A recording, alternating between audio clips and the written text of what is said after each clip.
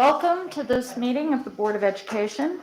This meeting is being televised live on ACPS TV and streamed on ACPS YouTube channel.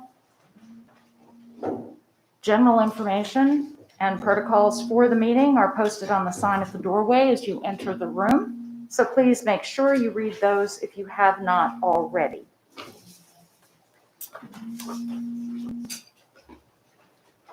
The invocation. O God, we pray to administer that which is just in all educational policies. Being ever mindful of your guidance, stir us to action with love, wisdom, and understanding. The pledge.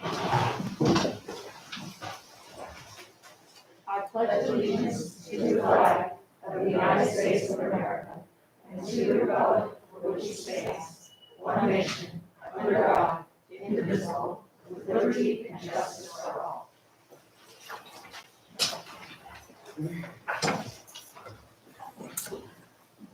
All right. Item 2.03, approval of the minutes. Do I have a motion to approve? So moved. Second. Do I have consensus? Thank you. Item 2.04, establish agenda order. Madam President, I move that we take item 4.01 on today's agenda out of order and hear it immediately after the break that follows item 2.08, volunteer of the month.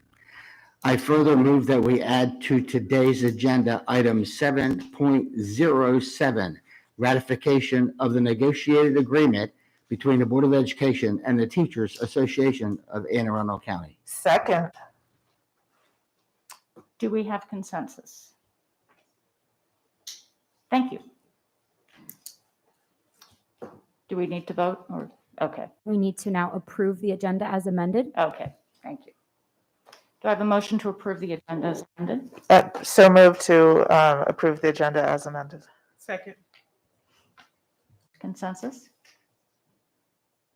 Thank you.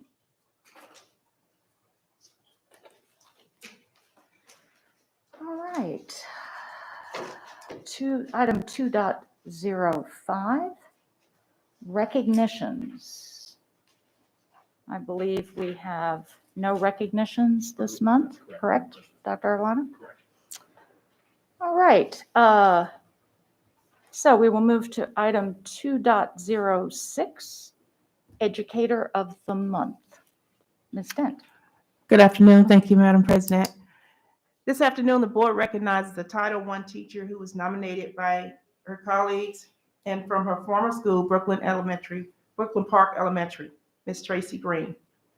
Tracy is always available. She is a friend and a mentor who cares about relationships. She is viewed as a leader and a strong teacher. She is the go-to when things go wrong, as she will always help solve the problem you bring to her. Whenever people have a question or concern, she is there to listen, give feedback, and assist. Tracy works diligently off the clock to initiate and develop programs for all the students, staff, and the community members. She follows those programs and plans through the level that exceeds excellence. During virtual learning, Tracy made sure students had math materials in their hands. She worked to communicate with parents and students from day one. She helped in planning when transitioning back into the building and worked extremely hard to manage schedules and COVID-safe plans for our school. While Tracy is no longer at Brooklyn Park Elementary, colleagues at her current school of Annapolis Elementary couldn't agree more with the nomination of Ms. Tracy Green. Mrs. Green, the Board of Education thanks you for your dedication and to our students and to the communities that you've served. Today, we will, as part of our Educator of the Month, we recognize you and say congratulations as the Educator of the Month. And Ms. Green is coming.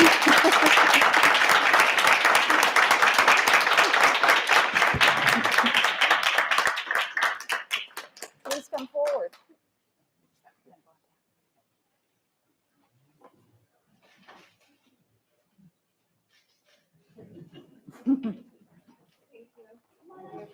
Ms. Green? Ms.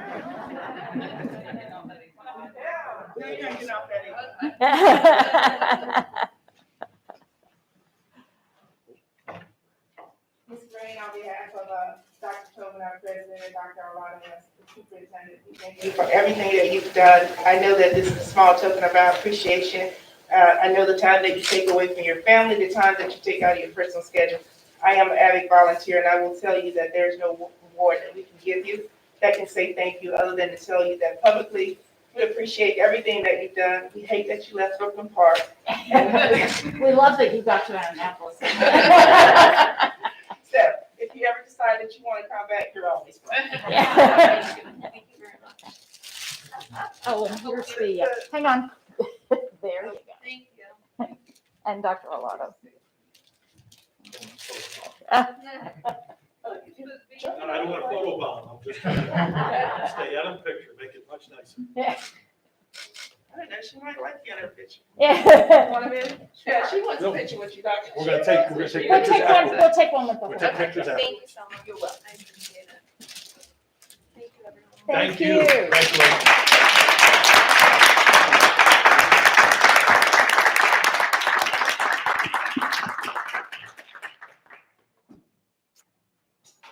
Thank you. And now, item 2.07, Employee of the Month. Ms. Ellis. Thank you. Where to begin? Our January Employee of the Month is simply the best. The staff, students, and families of Piney Orchard Elementary School are pleased and proud that this employee works at their school. She was already wonderful at her job before the pandemic, but she became a superhero in the face of a challenging and changing school year. Ms. Frida Taylor Chapman, cafeteria manager, displays outstanding performance every day, preparing healthy meals for students. She is a team player and ready to help with any task, both inside and outside of her regular duties. She is always thinking about the students. Weather is no match for Ms. Frida. She was outside every day during virtual learning, ensuring that children were fed. A staff member recalls, "I will never forget Ms. Frida being out in a torrential downpour, handing out lunches. She had a smile on her face and never complained. She knows all of the students by name and greets them with an upbeat, positive tone as they enter the building each day for breakfast. She knows the students so well that she prepares and personally delivers individual meals to students who have allergies." One Piney Orchard teacher shared, "When we were passing out school supplies to students earlier last year, she provided us with bags to help facilitate the task.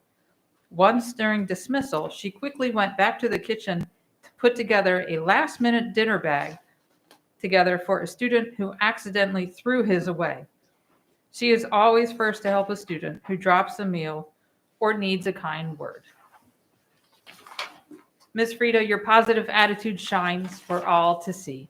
The staff, students, and families of Piney Orchard believe wholeheartedly that you are an asset and an exemplary employee.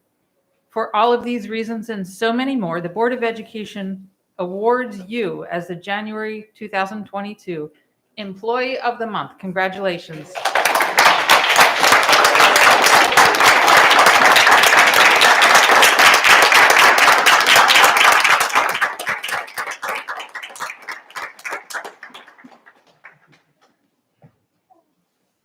And Ms. Frida, as you're on your way up, I'm going to read you a little note this is from the parents of Piney Orchard. "We cannot express how much we appreciate and value Ms. Frida.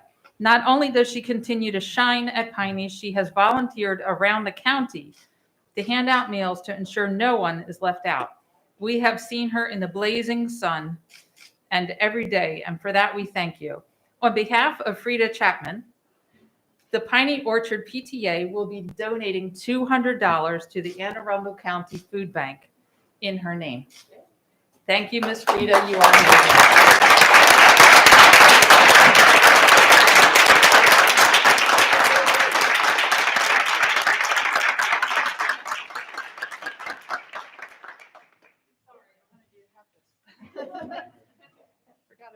She's coming.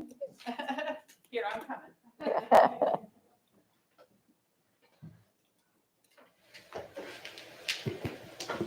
Just so you can have all the wonderful words ever written about you. This is for you. And then you have this certificate of our appreciation for all that you do for our students.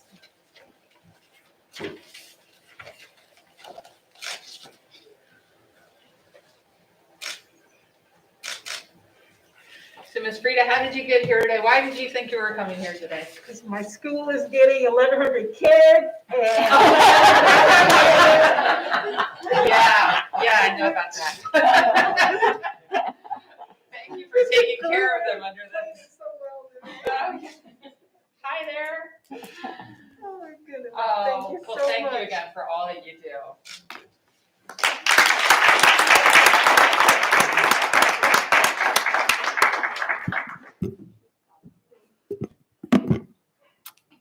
Okay, thank you. So now, item 2.08, Volunteer of the Month. As an educational community, we know the basic needs of children must be met before learning can take place. Children need healthy food to grow, learn, and thrive. If a child is hungry, it is unlikely they can reach their full potential. Today, we are here to celebrate a volunteer who has made it her mission to ensure the children in her community do not go hungry. Ms. Ellen Chase, the Board of Education is thrilled to honor you as our January 2022 Volunteer of the Month. Ms. Chase stepped up to support Annapolis High School's food pantry at its most critical time, during the pandemic. More than 1,200 Annapolis High School students are eligible for free and reduced price meals, and their Panther Pantry provides resources to families in need. When normal in-school operations were put on hold, Ms. Chase happily coordinated weekly drive-through events, a task which easily required a time commitment of 5 to 6 hours a week. According to Panther Pantry Director Chris Jackson, Ellen's cheerful, can-do approach not only gets the job done, but makes the work more enjoyable for others. And although she works full-time, Ellen regularly juggles work and family to make space for the pantry, working late into the evenings or early in the mornings. When in-school services began this fall, Ms. Chase found creative ways to refill the pantry so students could access resources at the beginning of the school year. She coordinated with local grocery stores to supplement the in-person markets, and she even manages an Amazon wish list to stock key toiletry items for students. Her reorganization of the pantry has yielded an inviting, COVID-safe environment for students and families to visit. Fellow pantry volunteer Ashley Fuchs echoed this sentiment when she said, "Ellen is calm, resourceful, professional, and kind. She is excellent with students, staff, and volunteers alike. It is always a joy to work with her." The administrative team at Annapolis High School values the work Ms. Chase does to support a basic need of our students. Assistant Principal Kimberly Moses said, "Ellen brings tremendous energy, and we are more than grateful to have her." Mr. Gelinas highlighted Ms. Chase's impact by saying, "So many families in the Annapolis area cannot say enough about how thankful they are to be able to access the Panther Pantry, and that is due to the work of our awesome parent volunteers with Ellen leading the way." Ms. Chase, you are a tremendous asset to Annapolis High School and the entire Anne Arundel County Public Schools community. Because of your work addressing student hunger, teachers and staff at Annapolis High can now support students to reach their full potential. We thank you for all you have done and continue to do. Would you please come forward? It is with great appreciation that I would like to present this Volunteer of the Month certificate and belt.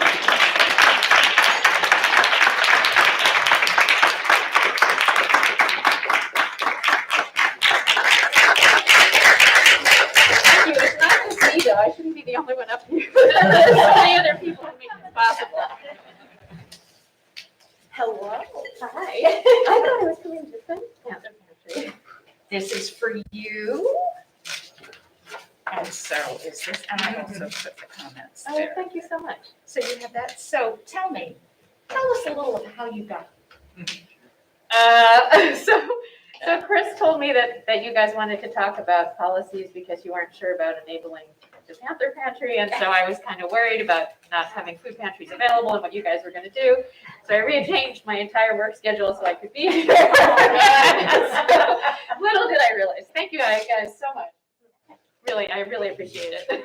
And who else is here today? So my whole family and Mr. Jelinas and Karma O'Neill, who is a good friend of mine, as well as our board representative, and Chris Jackson, who's the other co-director, who really is the one who makes everything possible, not me. So, well, yeah, thank you. I can say from my own experience, what you do is extraordinary and has made all the difference. So congratulations and thank you. And we're very, very grateful to have you. Thank you. Any other words you'd like to say before you? No, although thank you guys for coming to volunteer at the monthly market. So I really appreciate that. And the Panther Pantry is safe. Yes. Don't worry, we're not doing anything, so, okay. Okay, well, thank you. Congratulations. Thank you And all we will both. take some more pictures after Okay. this. Thank you.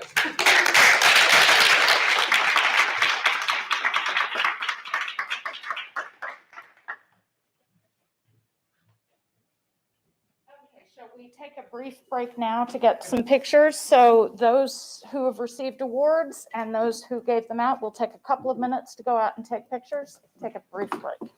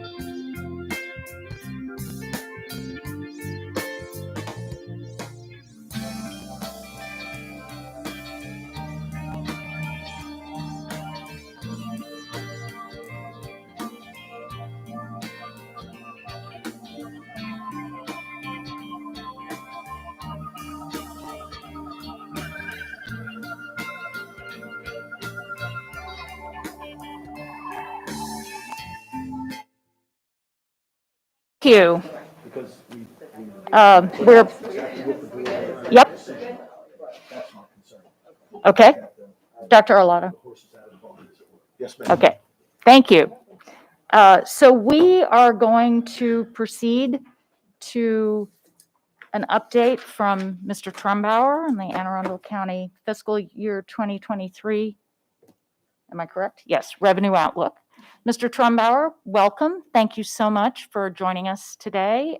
We appreciate it. We know this is a busy time, and we look forward to hearing what you have to say today. So thank you. Great. Well, thank you, Dr. Tobin. Appreciate the opportunity to be here, talk a little bit about the fiscal 23 picture and perspective.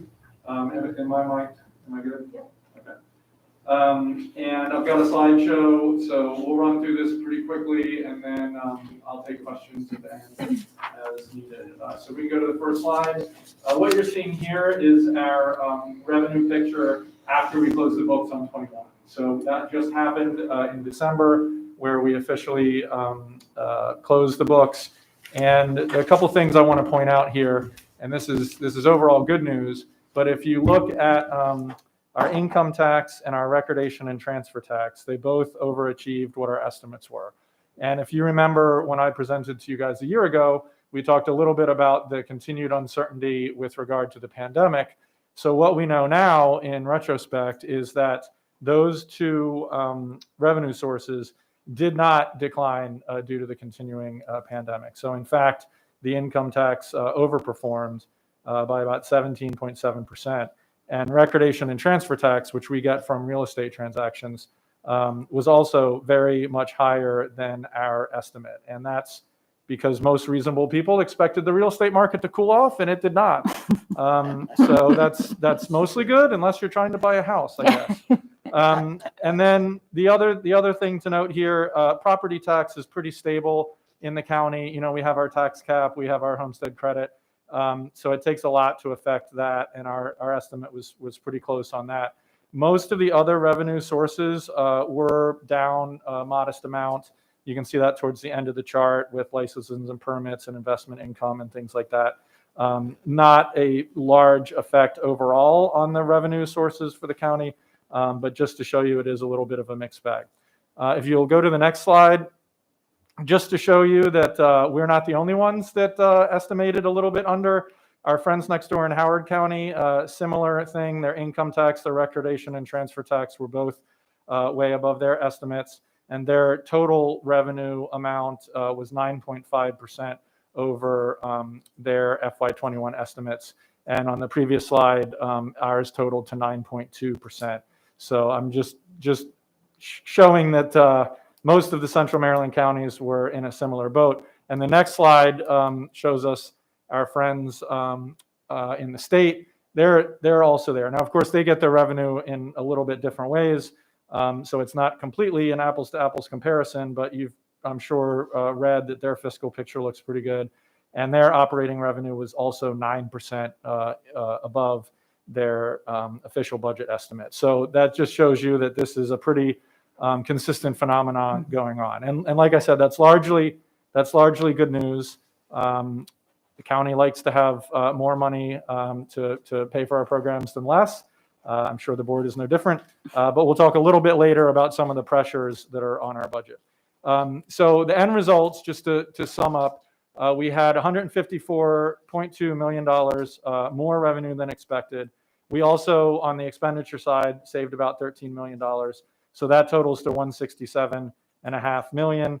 We had anticipated using $37.7 million of fund balance in our 21 budget. But because of the excess revenue and the under expenditures, we actually ended up generating fund balance of close to $130 million. On slide 6, you'll see a little bit of a breakdown of that budgetary fund balance. We carried over from fiscal year 20, $111.2 million. We generated that number I just showed you on the last slide, almost $130 million. So that means available for the FY22 budget, we have $241 million of fund balance.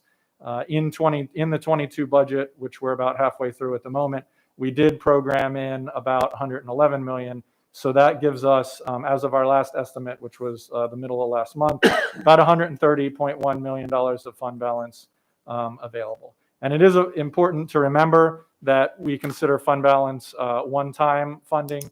So that is money that's available to put towards discrete things. But if you pay for recurring costs with one time, you end up building a fiscal cliff for yourself, which is generally regarded as not great fiscal policy. Okay, so now we're looking at the Revenue Stabilization Fund. That's generally referred to as the rainy day fund. That's the county's savings account for all intents and purposes. You might remember last year that we did raise the ceiling, so it can be 6% of our operating budget at this point. Our balance at the end of fiscal year 21 was $83.7 million. Get about $1 million of interest income because we invest those funds. We did an $11 million contribution for our fiscal 22 budget. So that gives the estimate at the year end of 22 to be a balance of $95.7 million, which is pretty good. And on Monday night's council meeting, the county executive did introduce legislation that made a mid-year contribution to bring it up to the maximum level of 6% of the operating budget. Okay, next slide, year-to-year growth. This just shows a little comparison of 21 to 22. You can see that that's about a 9% increase, 153.9 million, which sounds like a lot, and it is a lot. But remember, we have that big fund balance there. So if you subtract out the incremental fund balance, you get a better apples to apples comparison of recurring revenue year over to year, and that's 77.4 million. And that's about 4.5% growth, which is generally in the range that the county has seen over the last few years. Okay, here's a little bit more of a breakdown of the operating revenue. So this compares fiscal year 20 with fiscal year 21, and then our revised estimates for fiscal year 22, which we are, again, about halfway through. Overall, if you look at where we were in 21 at the bottom and where it totals for our revised 22, it's pretty static. We'll see how that develops, but we did forecast the income tax to come down a little bit and the recordation and transfer to come down a little bit. So we'll see how that plays out the remainder of the fiscal year. Things were going pretty good the first 6 months. The Omicron variant does add an element of uncertainty. We don't see a lot of potential for shutdowns and other things that might affect the employment rate or other revenue streams, but it's a little early to say that with too much confidence. So we are keeping a watchful eye on that, but hopefully our local economy remains strong through the remainder of this year. The next slide, this shows our familiar pie chart of where's our money come from. Two big legs on the stool, which is the property taxes, about 42%, and local income tax is about 34.5%. So those are the lion's share of our county revenue. The other big one, which is much less, but still an important source, is the recordation and transfer tax. That's about 5.6%. And then a little bit of an outlier this year is our fund balance, because that is such a large amount. That's almost 6% of our revenues, but that is, I would say, atypical for a normal fiscal year. The rest of the slices of pie are pretty small, child-sized portions, if you will, but still important. You'll see things like our licenses and permits, and the local sales tax and state shared revenues, which one example would be the casino funds that we get from Maryland Live. Okay, so a little bit of commentary on the revenue to date so far in 22. We do expect that withholdings and estimated payments will come in higher than estimated, and that's really still because the federal stimulus is working its magic, but also we're seeing legitimate wage growth. Of course, the flip side of that is inflation, which we'll talk about in a second. Also, and this gets a little wonky and is not my entire field of expertise, but the way that the taxes are distributed from the state is different between the tax year and the fiscal year. And because of the federal tax laws of a few years ago and some other factors, that's changing how pass-through entities are making their forward prepayments. And so money is kind of getting prepaid in one year, but then it's having to be reconciled in the following year. So all that is to say, there's a little bit of noise in the numbers, and we occasionally get briefings from the Board of Revenue Estimates over at the state, and they're trying to figure this out, but there is some noise in that. But even if you normalize that out, it does look like income tax is coming in healthy, and we expect it, barring anything shocking, to continue. On the recordation and transfer tax, again, for the real estate transactions, just the real estate market is not showing any dramatic change at this point. There is a low inventory and there is a lot of demand, and the interest rates are still low. So I don't know how long that can keep up, but considering the pressures that we hear for affordable housing and other things like that, I expect that demand will continue to be high. And then the inventory is not going to be able to keep up with the demand until some more comes online. We are seeing that mortgage rates are starting to tick up a little bit. If you refinanced last time at this year, you got a record rate. You can still refinance and get a good deal, but it's a little bit higher than that. Okay, the next slide just shows you by graph. This is the tax receipts for recordation and transfer. You see that there's a tail, or there's a dip at the very front in our estimate of 2022. That's not real. That's not real numbers. That's our forecast. And the reason we're showing it as a dip is because the previous year, from 20 to 21, you see a very steep incline. That's frankly just not sustainable. And the last time you saw an incline like that is over at the left side of our graph, and that didn't work out so good. So we are being very deliberate in trying to have a little bit of a buffer there. So when, now not if, but when that number starts going down, we don't catch ourselves driving ahead of our headlights. Because I can tell you, I was elected to the council during the time where we were adjusting with what happened during the last real estate boom, and it was not fun to cut things instead of add new things. Next graph is just one more data set. This is the average price and the number of transactions. What you can see there is that the average price has been pretty consistent, increasing a little over the last 5 or 6 years, but the number of units sold has really creeped up. And again, we're forecasting that to go down in 22. But at this point, 6 months through the year, I would say we're fairly confident that it won't be such a sharp decrease. It still may end up flattening out or decreasing a little bit, but I don't think it'll be as sharp as the forecast. And then finally on this topic, you just see those mortgage interest rates as of December. And again, you're seeing them the lowest that they've been, as long as this chart has been tracking at least. Okay, so here's the exciting part. What do we look at for 23? You'll notice that I am not as doom and gloomy as I was the last couple of years. That's great on the revenue side. And, on income tax, we're calling the outlook stable. As long as the recovery continues and the stock market remains strong, we look pretty good on the income tax side. And that's, again, partly because of the tax law changes. And we are seeing legitimate wage growth. Property tax is slow and steady. We can generally count on that. And then recordation and transfer, we are going to see a decline. We just don't know when. We don't know how sharp it is, but we are looking at updating our estimates on that as we continue to go through the fiscal year.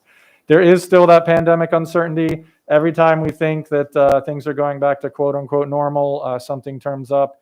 At this moment in time, it's the Omicron variant. Who knows what it'll be a couple months from now.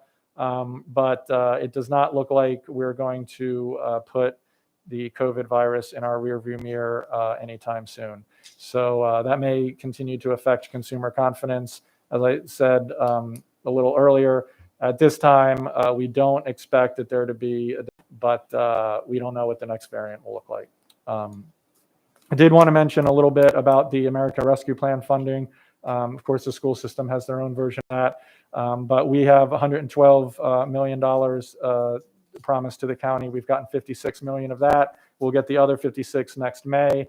Those are generally for one-time expenses, and we've been primarily dedicating that to things that are directly affected by the pandemic or secondary impacts of the pandemic, where we have an opportunity to to improve county services or programs. But we are deliberately not putting that towards recurring programs because eventually we would either have to stop those programs or we would have to find other funding sources. Okay, so those are some of the good things. Here's the pressures. The inflation is just really high. It was originally called transitory by the Fed. They've stopped calling it that. The Fed has taken some measures to try and bring that down. We do expect that it will start to decline, but at the moment, it's very high inflation, and that is causing pressure on our budget because things are costing more for material and labor. And also as we go forward with our labor negotiations, as you all will as well, when there's high inflation, folks generally have an expectation that their employers will help them deal with that. We do have a technical structural deficit in the budget that we passed last year. It's a little short of $20 million. The county executive has indicated that he'd like to close that if possible. So we're working to address that.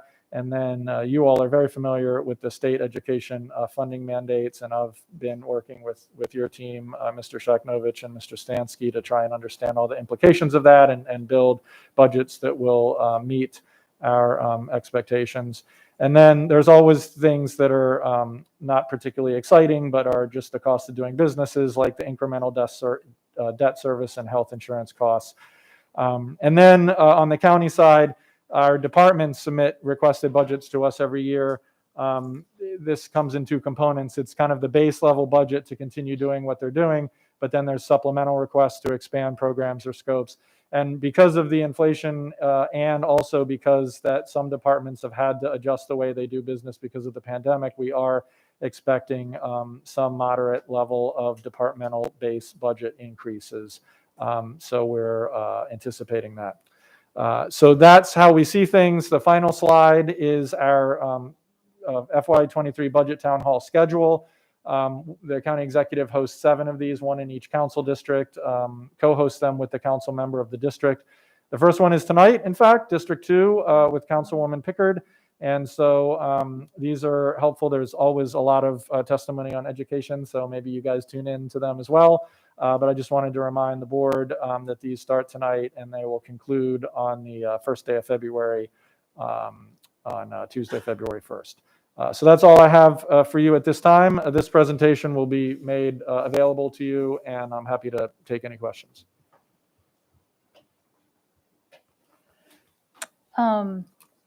I see lights, so I will simply ask those who put their lights on to ask their questions. Ms. Schulheim? Firstly, thank you for being here. Happy New Year. Happy New Year. I have a question about the structural deficit. Okay.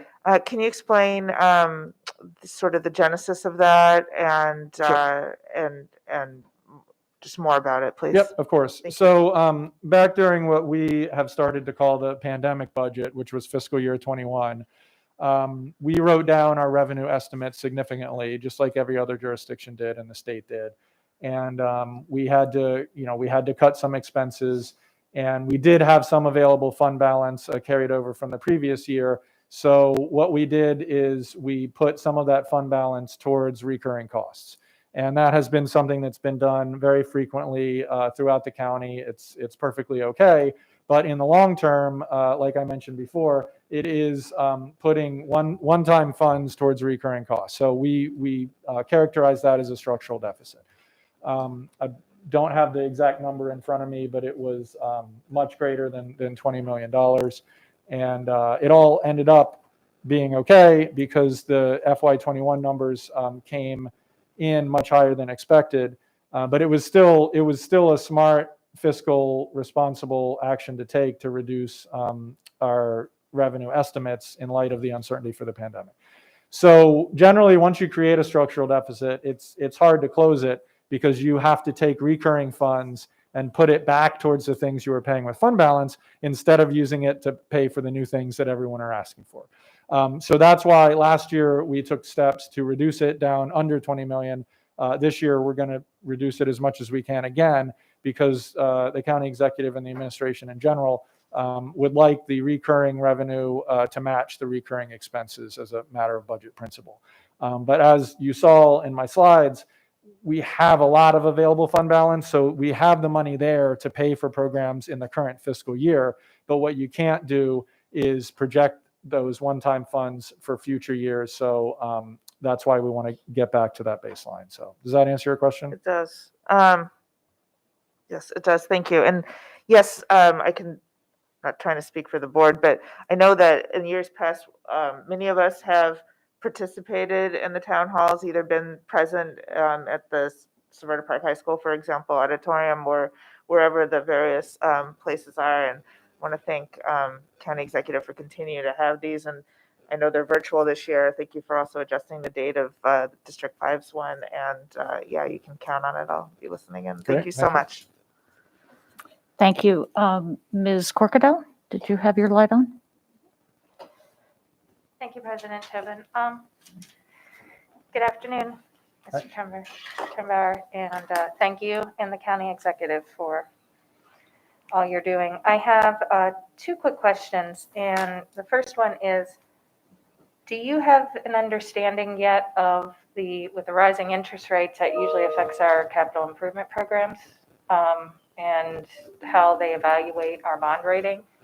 Do we have an understanding yet as to what those projections may be? Are we looking at a shrink in affordability on capital or a steady as she goes? So that's a timely question because we just had our one of our initial meetings on the capital budget earlier today, which is why I was hustling over here to get on time, which I almost made it.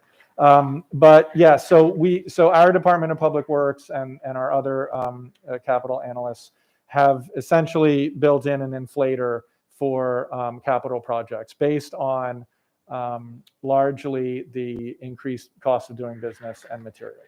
So that is applied somewhat uniformly to future things, but there's also, each project is individual and has its own things, like the scope changes or something happens, and so prices go up or costs go up or down and all of that. So we have built in some estimates for inflating those costs because of those reasons. We've met with the county auditor's office to walk them through our assumptions and estimates. That was a couple of weeks back. And then we are now going through request by request and looking at the current cost. So we don't at this time project that it's going to have a significant effect in having us to decrease what's in our capital budget. And the great news for the school system is one of the components of increasing costs is the prevailing wage legislation, but your projects already have that, so there's no effect. The other mitigating factor is one of the very good uses of fund balance is programming into the capital budget for PAYGO. You might remember we did that last year to the tune of $65 million. So when we can pump cash into the CIP, the capital program, that helps out a lot too, and that will definitely be one tool that we have available. As far as the bond rating agencies, we've done a lot of work over the last couple months to analyze our fiscal fundamentals versus other comparable jurisdictions because we feel very strongly that Anne Arundel is a AAA jurisdiction. We have AAA with S&P. Moody's is still a AA plus. We're going to make a big pitch to them this year, but because we've increased our revenue reserve fund, because we have a healthy fund balance, we've shored up our pension fund, and we've taken other very fiscally responsible measures over the last couple years. We think we have a great case. So we're not worried about our bond rating agency ratings. In fact, we're looking to upgrade them. Great. And just as it's not more of a question, but just a small request. I know normally by the end of this month, the spending affordability releases its committee work, although you guys are working with them, I know, nonstop. And I find it beneficial just as a checkpoint off before we move forward with our amendments and budget proposal.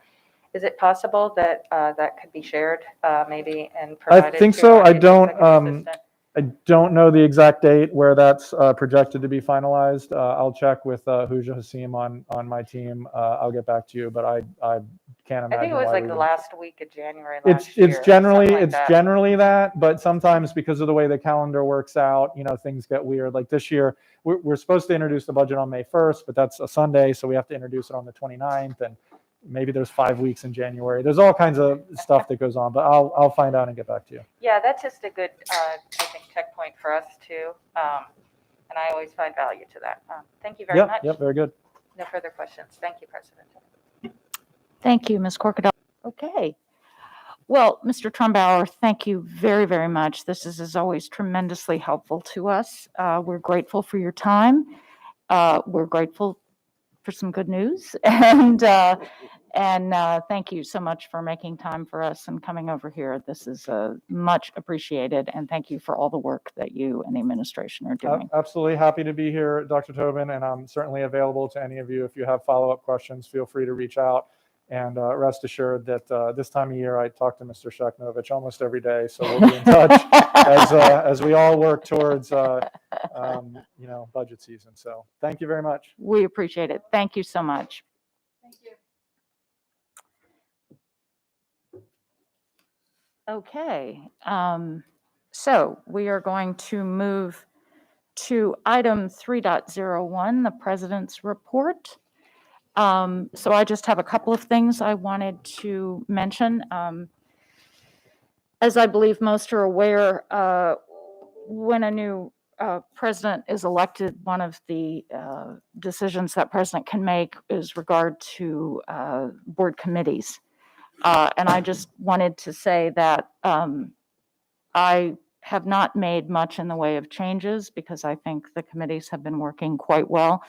The one change, however, that has been made, because as president, I do need to step down as chair of the policy committee, is I asked Ms. Dent if she would be willing to step on as the chair of the policy committee, and she graciously agreed. And so I want to thank her for that and say that I very much look forward to her leadership and appreciate her stepping up to do that. So thank you. In addition, I just wanted to briefly, while we have a moment, just talk about some upcoming dates. The most specifically due to the weather yesterday, there was previously a budget hearing that had been scheduled at Old Mill High School for last night because of the weather. That was canceled and rescheduled for next Thursday, January 13th at Old Mill High School at 6 p.m. That will be an in-person event. There will not be a virtual option for testimony, and it will not be broadcast because it's occurring in another space. But if those who wish to sign up to testify there can testify between 5 and 6 p.m. at Old Mill. So thank you. I want to make sure everybody knew about that.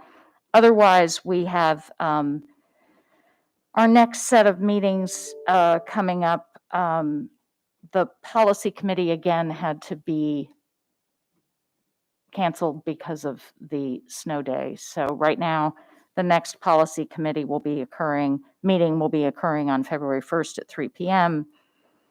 The equity committee meeting also had to be, I'm sorry, that is next week, Wednesday, January 12th at 11:30. The budget committee will be meeting Monday, February 14th at noon. And we have a board hearing in this building tomorrow night at 6 p.m. where there will be both the option of virtual and in-person testimony. Information about that is available on our website. So I think that's an update as far as any information from me. So we have item 3.022, Policy Committee Report. But go ahead, Ms. Dent. I think you've already very well stated that number one, I accept the position of policy chair, and I'm looking forward to working with everyone on that, and as well as Ms. Ortiz. So we do have a meeting scheduled over the next couple of days, so I can get caught up. But due to the weather yesterday, we did postpone that. So I will see everybody on February 1st. Okay, thank you so much. Item 3.03, PTA report, which I believe will be. Good afternoon, President Tobin, Vice President Silkworth, Dr. Arlotto, board members, and guests. My name is Tamara Beeger, Vice President of the Anne Arundel County Council of PTAs. First, I would like to congratulate President Tobin and Vice President Silkworth on their elections to President and Vice President of the board. I look forward to your leadership on the board. AACC PTA would like to wish everyone a Happy New Year. Our first meeting of 2022 is Monday, January 10th at 5:30 p.m. via Zoom, and we hope to see all of our local PTA members at the meeting. President LaFawn and I attended the TAC all-member meeting on December 21st and congratulated TAC on their tentative negotiated agreement. This agreement is a great step in showing that our teachers matter and how valuable they are to the education of our students. Congratulations, TAC members, on this important milestone. AACC PTA is participating in the National PTA Reflections Art Program and has several student artwork submissions from local PTA schools in our district, including South Shore Elementary PTA and Watchapel Elementary PTA. After judging at the county level, the winners will move on to the state level and then hopefully to national PTA. Every year, AACC PTA awards $1,000 scholarships to 2 deserving AACPS seniors. The 2021-2022 AACC PTA scholarship application packet is now available online at our website, www.aaccpta.org/scholarships. The scholarships are the Kenneth Lawson Scholarship, awarded to a high school graduate who is planning to pursue a career involved with the field of education, and the Phoebe Apperson Hurst Scholarship, which is awarded to a high school graduate who is planning a career in any subject other than education and/or private trade or technical institute. All scholarships are due March 25th, 2022. Please be reminded that AACC PTA and any local PTA units in our county are only affiliated with Free State PTA. If your school or local PTA has been contacted by the former MDPTA, now called Maryland Alliance, the Maryland Congress of Parents and Teachers, and/or Tanya Carrera, please do not continue correspondence and contact President Mallory LaFawn at president@aaccpta.org. In closing, I would like to say that AACC PTA always advocates for the safety and welfare of our students and school staff, and that we are in support of all school board and local government policies that put their health and safety first. Thank you for this opportunity to address the Board of Education. I also thank all of our PTA supporters and encourage everyone listening to join your local PTA, because your membership helps the PTA support our communities and advocate for our students and families and teachers. Thank you. Thank you. Okay, that brings us to item 3.04, the superintendent's report, school operations. Dr. Arlotto. Thank you, Madam President, members of the board. Because we've been away from school for the past 9 days, the majority of those students isolated or quarantined has significantly reduced. We are sure, however, to see those numbers increase over the next couple of days. Currently, we have 32 active student cases of COVID and 89 active staff cases. There are 502 students isolated or quarantined and 90 staff members at this time. We will continue to work closely with our partners at the Department of Health with each positive case. I remain concerned, as I have shared in previous reports to this board, with the number of staff that are impacted by COVID. Beginning with the new calendar year, AACPS will no longer quarantine close contacts that are asymptomatic. Likewise, and with the support of our Department of Health, we will no longer conduct contact tracing. As has been the case, and I want to emphasize, those students and staff that are symptomatic and experiencing any COVID-like symptoms should remain home until they are symptom-free for 24 hours and are encouraged to get or take a COVID test. If positive, stay home and follow the advice of your doctor. With the surge of COVID cases across the country, state, and certainly Anne Arundel County, with a case rate yesterday of 176.6, we want to continue, as we have since March of 2020, to take any and all precautions to ensure the health and safety of our students and staff. Masks continue to be required in all public schools throughout the state, and hand hygiene and distancing where possible are mitigation strategies in place at our schools. We will continue to increase outside air exchange and HVAC filtering in our buildings, and our cleaning protocols will continue. We have personal protective equipment, also known as PPE, including surgical masks, available for our staff, and masks are available for students should they forget to bring one from home. As has been the case, our school nurses are equipped to perform COVID tests for students or staff that exhibit symptoms while at school. We have partnered with our county executive and health officer to provide take-home rapid tests for all students and staff. When those tests arrive, which they haven't yet, hopefully sometime this week, we will deliver them to schools and offices, and they will be distributed to students and staff as soon as possible. As I shared in a letter to the AACPS community prior to the winter break, the CDC recently altered its isolation and quarantine guidelines, and our Department of Health advised that Anne Arundel County Public Schools should implement those new guidelines. Over the course of the winter break, that guidance has changed yet again. The new isolation period for those who are COVID positive will remain at 10 days. The quarantine period for those placed in quarantine by another agency, such as the Department of Health, for adults and students, are both 5 days.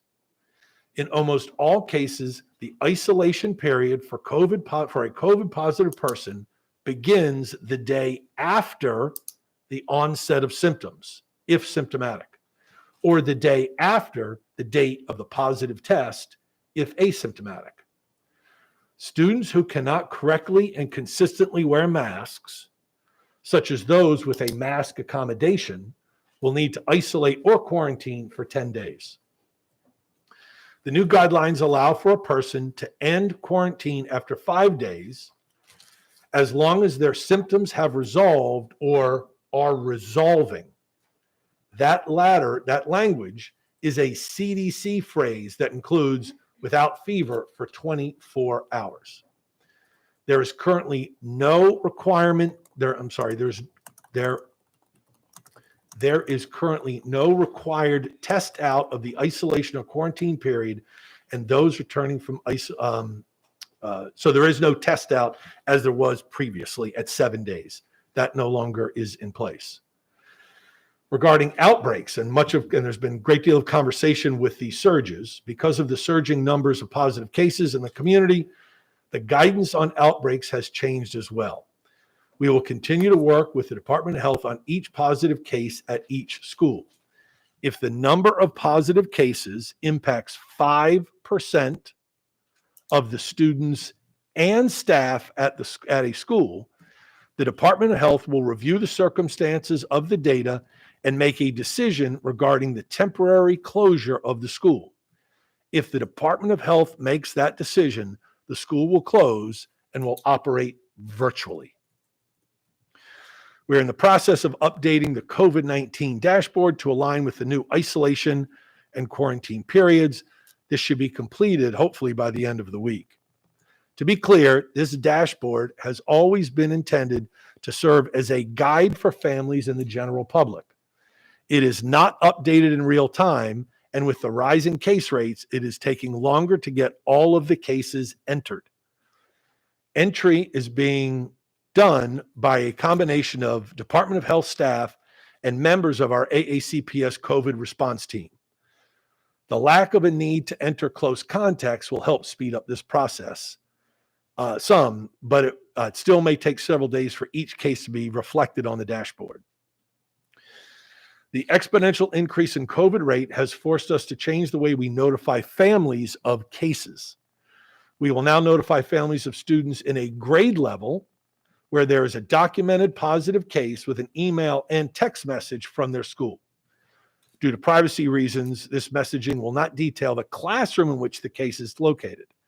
It is intended as awareness for families so that they can check their student closely for symptoms and test their student if they become symptomatic.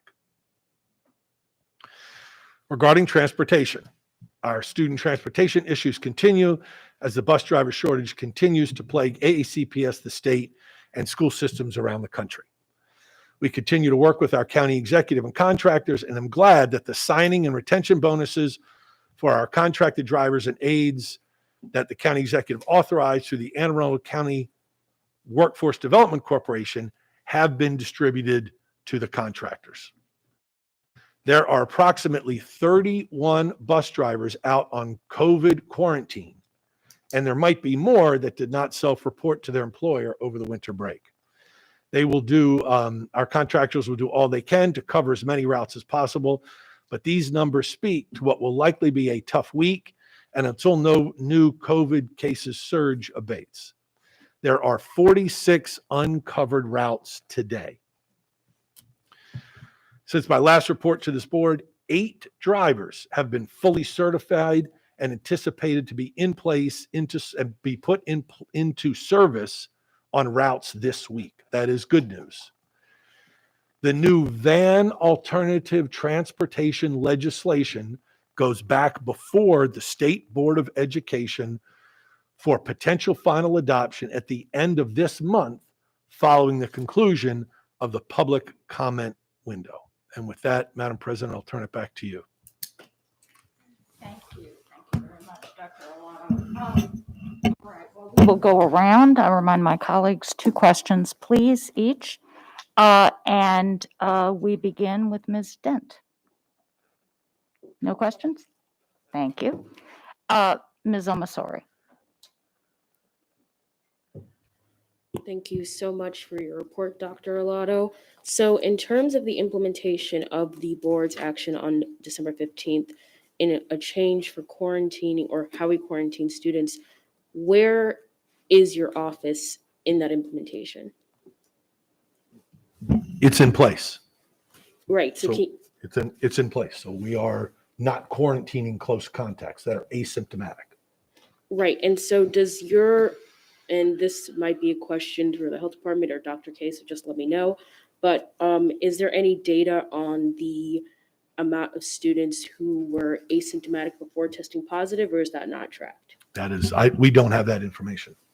And I don't believe the Department of Health is keeping that information. It has to be self-reported, so I don't know that.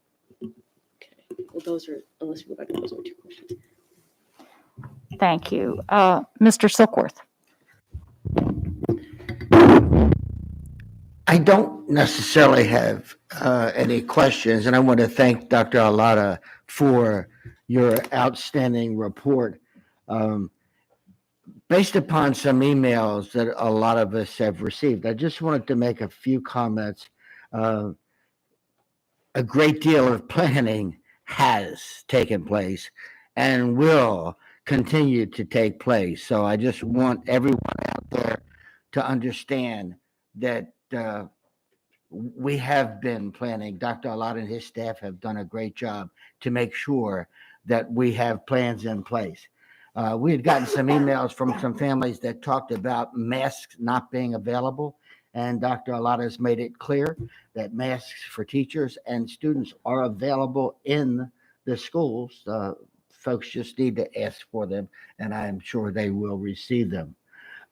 And then one final thing, a lot of the emails that we've received for the past couple of weeks have been about a plan to go virtual and so forth. And Dr. Arlotto has made it clear, and we are in agreement that we are making decisions not by county, not by cluster, but by schools based upon what's happening within those schools and even perhaps by cohorts within the schools. And so just want to make sure that that's clear. Once again, thank you so much. Thank you, Mr. Silkworth. Ms. Frank. Yes, thank you. Dr. Arlotto, you touched on the 100,000 tests that are going home, and I just want to say thank you to you and Dr. Tobin. I did touch base, and I got a little heads up that might be something coming. But could you just explain when we say we're sending tests home, what that will entail and what the expectations of parents and students are as far as the testing goes. Yes, so thank you for the question. If I could begin in responding to your question, Ms. Frank, I want to make it abundantly clear that we can't distribute tests until the tests have arrived. The tests have been ordered through the Department of Health and our county government. They'll be delivered to their warehouse. Our warehouse team will then take custody of 100,000 of the 200,000 that our county health officers ordered, bring them to our warehouse. We'll take those pallets, divide them up by school. We have a distribution plan that Mrs. Jackson has put together with her team over the course of the winter break and many meetings where we will divide up those tests and then get them delivered to schools. And then this is to your point. The principals will have a plan at each of their schools to hand them out to the students. We will send information once they arrive in Anne Arundel County. We'll send information out several days in advance to the parents to let them know what the expectation is. First, we want to let them know that that test is going to show up in a backpack, or ask your high schooler, where's the test and what day it will be coming home. And then we'll also spell out that those tests, and the expectation is that you keep those until they're needed. So if your child then becomes symptomatic at home, you now have a take-home rapid test to use for your student when they've become symptomatic, or you believe they've been exposed and you want to test them. That will be the parent's choice. Does that answer your question? Yes, thank you. Actually, it's slightly different than I anticipated, so I do appreciate the clarification on that. And I do want to say, I think that this is a really interesting and creative way. I know we got a lot of comments about surveillance testing. I think this is a really inventive way to make sure that we are checking when we need to check, people have what they need, and I'm really appreciative of this. So thank you very much. Yes, ma'am. Thank you, Ms. Frank. Ms. Ellis. Thank you. Excuse me. Thank you, Dr. Arlotto, for your update.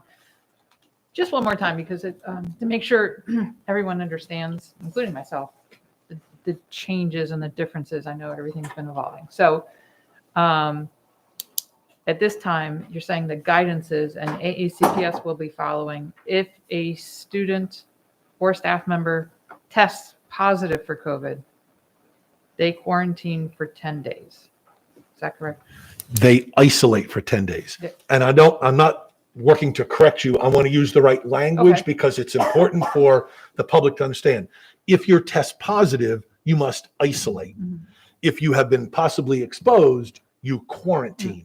And that's a difference that I want to make sure is abundantly clear. Right. So the answer to your question is correct. Somebody that is positive will have to isolate for 10 days. Right. Okay.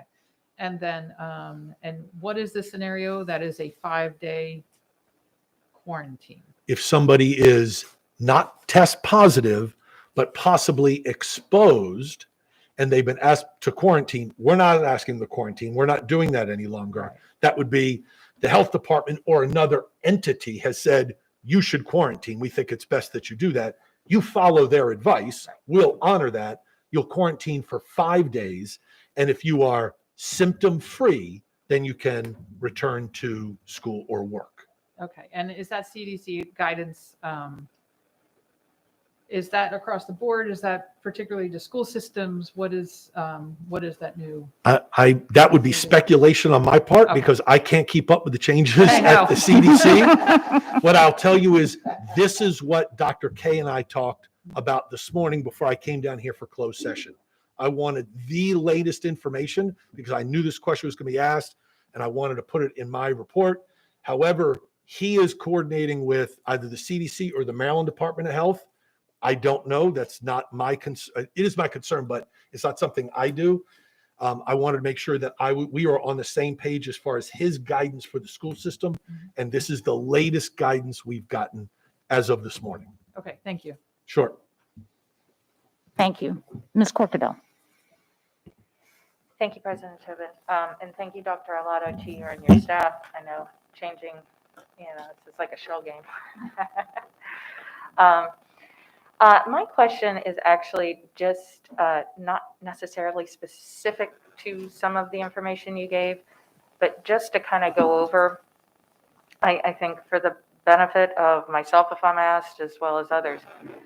One of the things that I think we all sort of learned going into the winter break was that there's a limit to the testing capacity in our county and where those tests are made available and how they're made available.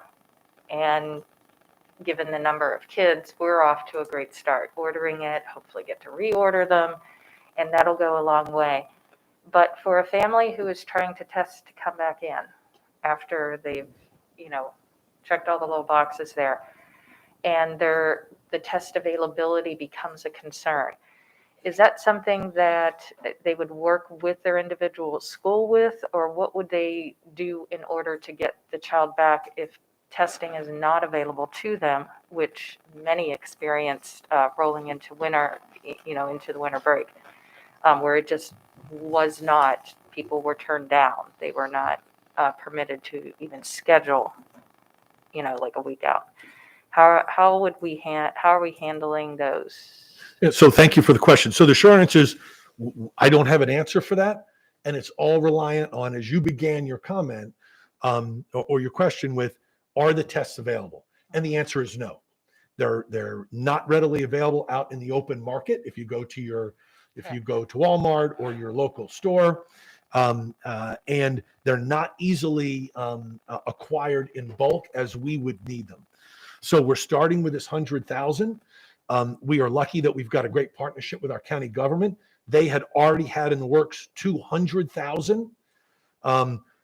Constant conversations with the county executive and Dr. K over the course of the winter break. And they said that they would lend us. They're not giving us, they're lending us 100,000. We're going to have to go out on the market and buy 100,000 and give them back, just to be clear. Now, this is a one-shot deal for us. And this is what I mean by it's not an easy answer. This is one time we're going to give the rapid tests out, the take-home tests, and we'll ask parents to use them for their student, should their student become symptomatic, or if they believe their student was exposed to a COVID positive person. But we're not going to be able to replicate that in great numbers. We're not going to be able to get, say, 100,000 tests every week. Over time, it's believed that with the help of the state government and the federal government, school systems will get more easy access to rapid tests, and we might be able to replace some of those over time, but it's not something we're going to be able to replicate easily. So it may very well be, in going back to finally answering your question, Mrs. Corkadell, that a child is at home and on quarantine and is unable to test because the parent doesn't have access to a test kit. That's a very real possibility. And so they should seek, what we will tell them in the interim is they should seek the testing options that the county and state have made available, testing sites that the county and state have made available. Okay. So if ultimately they cannot access them for some reason, do we keep them out of school or, okay, so they would have to then have the full quarantine, original quarantine number, the real high one would have to expire before they could return that. Correct. They would then sit out they would then be quarantined for the entire full 10 days before they could return. Okay, but we're not returning to 14 with those. We are staying, that 10 is the number that we've been using with our Department of Health. That's what I thought. I just wanted to make sure because I think people got confused and somehow the 14 number I started seeing again in emails. And when I start seeing things that I know shouldn't be around, that I figured it's a good idea to clarify. So Yes, ma'am, and I appreciate you bringing that. We have not discussed 14 days with our health department. No, I don't want to enter that days. discussion. I just wanted, in the absence of a test, I just want to make sure that everybody knows what's supposed to occur. Right. And hopefully those state test sites and who knows, maybe the federal government will change their mind and give us a hand after all. Thank you. Thank you, Ms. Corkadell. Ms. Schoenheim. Yes, thank you. So I think I asked you this over break too, and I know there was some confusion about it, about positive cases and the length of isolation. When and how was that communicated out to families? Because I have reports even of today of people showing up at school 5 days out from a positive test because that's what they were told before break instead of the 10 days, which is what the CDC says. So how are we communicating that immediately out to folks so that we can all be on the same page? The principals received that same information. I'm sorry? The principals received that same information. So you said when the letter went out at just prior to the break to share that new change, that change was also shared with the principals. Did it ever go home to families or Yes, in an it was, email? a letter was sent system-wide to update everybody about the new CDC guidance and how we would be implementing that. It's now, of course, changed again, but yes, that was a system-wide. Okay, went so to now that students and staff. now that it's changed, how are we getting out the changes to I will have to families? put something out today to families. Okay, that's what I asked, sorry. for Yeah, the no, I confusion. didn't hear that part. Yes, No, we'll no. put something out today to families. The most recent changes. Yeah, because those most recent changes, Happened we this really morning? haven't put into effect because I learned them on my way down here. Oh, gosh, okay, So okay. nobody knows about those changes. Great. Nobody. Well, Well, they do now now. that you brought it up, Now they you do. do. Okay, Nobody great, knows about those great. because those are brand new changes today. Okay, so obviously there's no penalty for those who followed what was previously put out, but once you put the letter out, hopefully immediately after this meeting, then that will go into effect immediately. If you're COVID positive, that is a 10-day isolation, Correct. not a 5-day one. Great. Correct. My second question has to do with test to stay. I think I know the answer because of your previous response to Ms. Corkadell. But obviously, that's where I would like to see us go. I think that makes sense, and other jurisdictions have implemented this, and then the private schools as well. And do you see that ever becoming a reality here? I know right now it's a supply and demand situation, but is that where you would like to see us go? How do we eventually get there? So let me begin, if I could, and please correct me if I'm wrong, in defining test to stay first, so that you and I and all those listening and your colleagues on the board are all talking off the same page. By definition, a sort of, I won't even say traditional because it's so new, test to stay program is that if there is a positive case in a classroom, for example, a student is positive, you would conduct contact tracing and identify those close contacts. Instead of sending those close contacts that are asymptomatic home, quarantining them, you test them in school over a 7 to 10 day period. Is that what you are defining as test to stay? And if they test negative, you return them to class, they continue to go to school. If they test positive, you send them home. Is that how you would define it?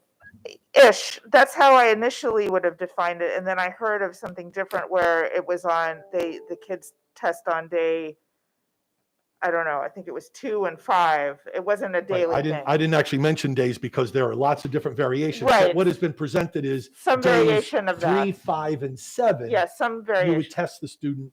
Some jurisdictions would say you do it every day over a 10-day period. Right. But let's say for conversation's sake that you're now going to test those close contacts, asymptomatic close contacts, on days 3, 5, and 7. And as long as they continue to remain negative, they stay in school. So we're in agreement that is the definition. Okay, so the difficulty with that is, one, you have to have the tests. And supply and demand, we've discussed, is of difficulty. I would suspect over time, but now the federal government and hopefully the state government getting more involved with test production and distribution, that we might get more and better access to tests. But you also have to think that that's an overwhelming number of tests you're going to need in a school. I mean, a huge number. So supply and demand of the test kits is one. The other is staffing. Somebody either has to swab the nose of a young child or watch a secondary student properly conduct the nasal swab as well. And so that means you have to have at least a staff member, if not more than that, dedicated to doing that at every school. Because based on the numbers, we're going to have positive cases at every school. I think we could agree with that. So in order to keep those close contacts, you're going to have to do that all the time. So those are two things that we've discussed as a staff, and I've discussed at length with Dr. K, is availability tests, and do we have the personnel that could actually implement that? And I think right now the answer is no. So to answer your question, I don't see that in the foreseeable future. That's why we're looking for alternatives to test to stay. It's not the test to stay as you have and I have now defined it in this conversation. We're talking about maybe we can get access to home tests and send them home with students that were close contacts, or have everybody have one that they can use should they need it. That's a form of test to stay, but it's not the defined test to stay. There are no jurisdictions in this state that are doing a full test to stay program that I'm aware of. One has attempted to set it up, but has been unsuccessful in gaining the number of tests and the staff to make it work. So I don't know of any of the 23 jurisdictions in the state that have been able to establish a test to stay. Yes, some of the private schools have done it, but they're talking about a couple hundred students versus 84,000. It's just the size difference is not comparable. But yes, some of the smaller independent and private and parochial schools have been able to establish something like that. We're just unable to do that at this time. I appreciate your answers. Thank you Yes, so ma'am. much. Thank you. So Dr. Alato, I have a couple of questions.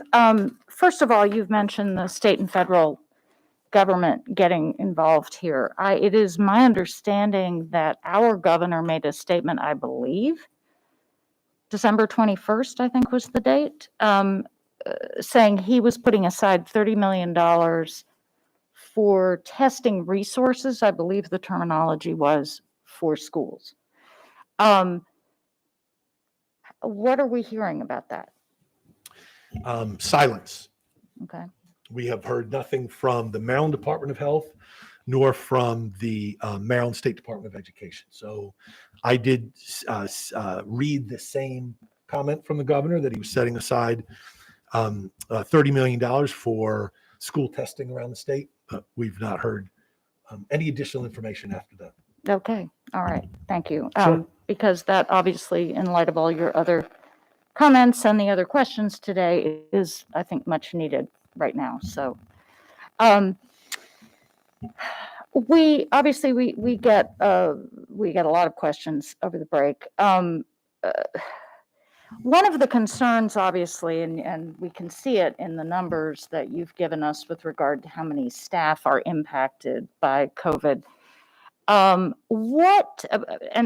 just to reiterate, it's my understanding, again, we're looking at school by school, class by class, grade by grade, as necessary if we're talking about any kind of closure. And so the two reasons for that, my understanding, are either a determination by the health department, as you have indicated, which right now the guidelines is somewhere around 5% of students and staff, at which point they evaluate and make a determination.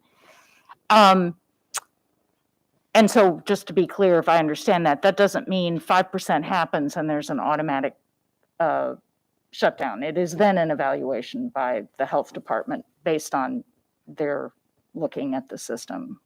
Correct, and thank you for mentioning it. That's an important distinction and understanding for everyone, that we could get to that 5%, and that at that point it will be sort of I'll use the term, a deep dive into the data to see what the relationships are to that 5% of cases, Right. And then the Department of Health will make a determination about whether it is we need to close a class, a cohort, a grade level, or that entire school. So we report every case, and they will make their determination based on that. So that kind of an outbreak closure is out of our hands. That's the health department. The other possibility is operational, as I understand it, which would have to do with not having sufficient staff in the building to safely operate that building. That falls under a CPS's determination. Can you say a little, for the benefit of those who might be listening and for all of us, what that threshold looks like? How do you, or how would you make that determination? Thank you for the question. So there is no threshold. So I don't have a number or a metric to share with you. Every school and community is different. And so we'll take it on a case-by-case basis.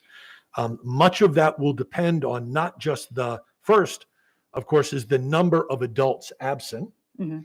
and then how that school is able to cover those absences within the school, and then how we are able to establish coverage either through our substitute system or through our central office staff that then gets deployed to schools that need additional staff. Mhm. So it's not just a simple line in the sand. It is that line in the sand, and then how do we support the school? If we, over a short period of time, are not going to be able to support the school because our resources are spread so thin, then we may have to close that grade level or that cohort or that classroom for the safety of the students and staff, because we won't have enough staff to operate that well. And then we will go to virtual for a time being. Thank you. So I'd just like to offer a couple of comments following that. One, I think it's fair to say for anybody who's listening, if you are concerned that your child's school or your child's class or your child's grade will be shut down, your best defense against that is, of course, mask wearing and doing everything to encourage your child to wear their mask and wear it properly. And all the data we have from the health department is vaccination as well. So those are the best tools we have, I believe, now to prevent any shutdowns. Finally, I would just like to thank you, Dr. Arlotto, and your staff. I was on the phone a few times with you over the break, but I know that was minuscule compared to what your staff were doing over the break. I don't think there really was a break for most of the staff. So I just want to thank everyone. Getting these tests was no small endeavor, and the logistical work that goes behind that is huge. So I just want to thank everyone for that. And I think that concludes our questions. Oh, sorry. Apologies. So I have Ms. Omasori, and then Ms. Corcadell, and then Ms. Frank, if that's okay. So, and we've had a conversation about this before, but I wanted to ask a follow-up question to it, so I'll ask the question again. Dr. Arlotto, do you think that contact tracing, given the, as you stated in your report, the expected rise in cases as students return from school and are returning from the holiday, would be helpful in monitoring spread, as it isn't uncommon for positive individuals, and I'm not just speaking from the news, I'm speaking from experience of seeing classmates test positive. It's not very uncommon for them to be asymptomatic with the current Omicron spread. No, but the issue is a little different. We agreed with our Department of Health that it doesn't make sense to continue contact tracing if you won't be quarantining the students. Decision was made by the board to no longer quarantine asymptomatic students. So it didn't make a lot of sense for us to go through the painstaking process of identifying close contacts just to then do nothing. Okay, so let me think of how I want to phrase this. So is it a concern of your office or the Department of Health to relax in our quarantining measures given the expected spread or expected rise in cases as we return to school? I think you'll have to talk to your fellow board members about that. Decision was made to no longer quarantine asymptomatic students, and that's what my team and I have put together and are working to support alongside the County Department of Health. Okay. President Tobin, I have a motion at the appropriate time. Okay. Ms. Corcadell? Thank you. I just wanted to, when you were, Dr. Arlotto, discussing with Dr. Tobin, some of the statuses on the case-by-case with the classes and the 5% threshold. Is there, in those temporary virtual cases, are we required to check back in with the state? I know when they made their statement in December that they said that there have to be verification in order to keep. Now, I'm presuming they're talking about system-wide, but in general, in some of these modifications that we've made as a result of CDC and such, do we check back in with the state with those modifications and they approve them? Or is this still operating under our plan submitted at the beginning of the school year? So it is, you're referencing the reopening plan. That's a dynamic plan that we are required to change certain times during the year. Yes. And our team is in the process of updating that now. I don't remember the date that it's next due. February 1st. February 1st. So in that update, it will include our new processes and procedures, anything that has changed since the last update. And since that time, and I think this is what you're referencing, the state has now allowed us, in terms of attendance, the day counting towards your 180 days, in specific cases where you have to go virtual because of COVID, not weather related. If because of COVID, you have to go virtual. We've been given that permission, but we do, to answer your question, have to check in with state, and they'll check our program. They'll check our reopening plan that's now been changed that reflects how we will be interacting with the children, what their instruction will look like while they're in virtual. And it either meets or exceeds. Now, we'll submit it February 1st, and we're certain to get approval. And if we had to switch a group of students to virtual, which we already have up to this point, that has occurred. Yes. With some classes and grade levels up to now prior to the winter break. And the state was okay with the plan that we have with utilization of our Brightspace and utilization of our Google Meets and how we conduct virtual instruction. So it sounds like we have a pretty good framework to be flexible on these instances without having to check in as, Correct. with them. Up to on a this regular point, basis. we've checked in because the official update is not till February 1st. But yes, to answer your question, we'll update that reopening plan with these new processes and procedures, and the state will approve that. And if they don't approve it, they'll let us know and tell us what needs to change. Thank you. And then I just have a request that prior to the submission, prior to February 1, but after completion, somewhere in that time frame, if the board could have it available for them to review and ask questions prior to its submission. Thank you. Thank you. Ms. Frank, did you have your light on? No, I left it on. Oh, okay. All right. So Ms. Omasori? Thank you, President Tobin. In light of the surge in cases offset by the holiday season, the Omicron variant, and the recently placed state and countywide state of emergencies, it's evident that the board's recent action to change quarantine procedures is not optimal at this time. I move to rescind the board's action on December 15th, 2021, to move that the students who have been deemed close contact but are asymptomatic should not be quarantined in 2022 until proper research and information from both Dr. Arlotto's staff and the County Health Office is produced on how to safely and responsibly implement said action, to be reported to the board during the February 2nd meeting. And Second. I can email this wording out to everyone if you would like. Please do.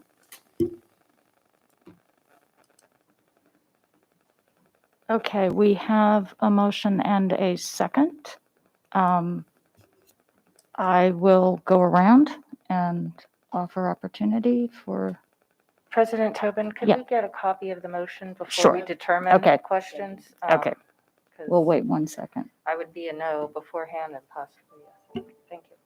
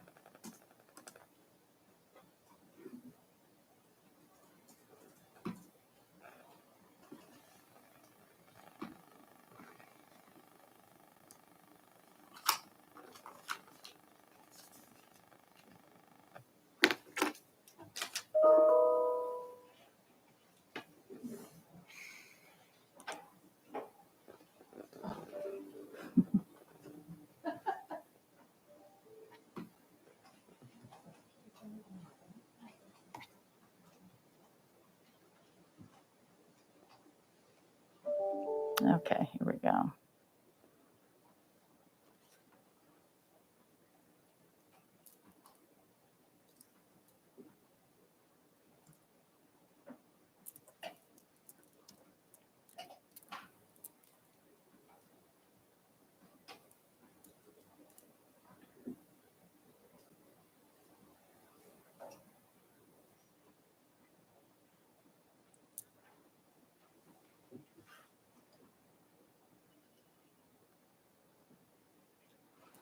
Okay, I presume everybody has received this motion at this point.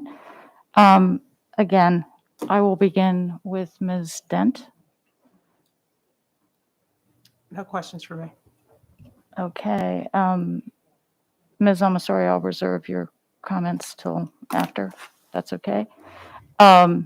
Silkworth.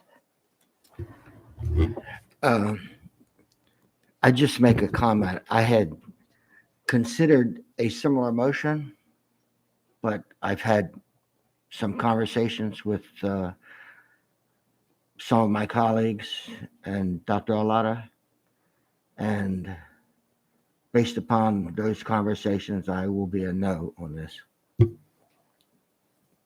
Ms. Frank? Yes, in your update, Dr. Arlotto, you mentioned the quote painstaking process to contact trace.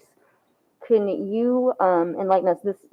The previous motion allowed us to remove the contact tracing. Would this current motion reinstate the need for contact tracing? I think the answer is yes. You need to. Sorry, I believe, Ms. Frank, the answer is yes, as I'm reading this motion now. If in rescinding the board's action on the 15th, which was to no longer quarantine asymptomatic close contacts, then I would say, yes, we'd have to go back to contact tracing to identify close contacts. Okay. And just to be clear, at our workshop subsequent to the December 15th, we did discuss how to safely and responsibly implement the action that was taken at the 15th. Is that correct? That was you believed that, or I believed at that time that we were discussing how to safely and responsibly implement the action that had already been taken. Was that your understanding?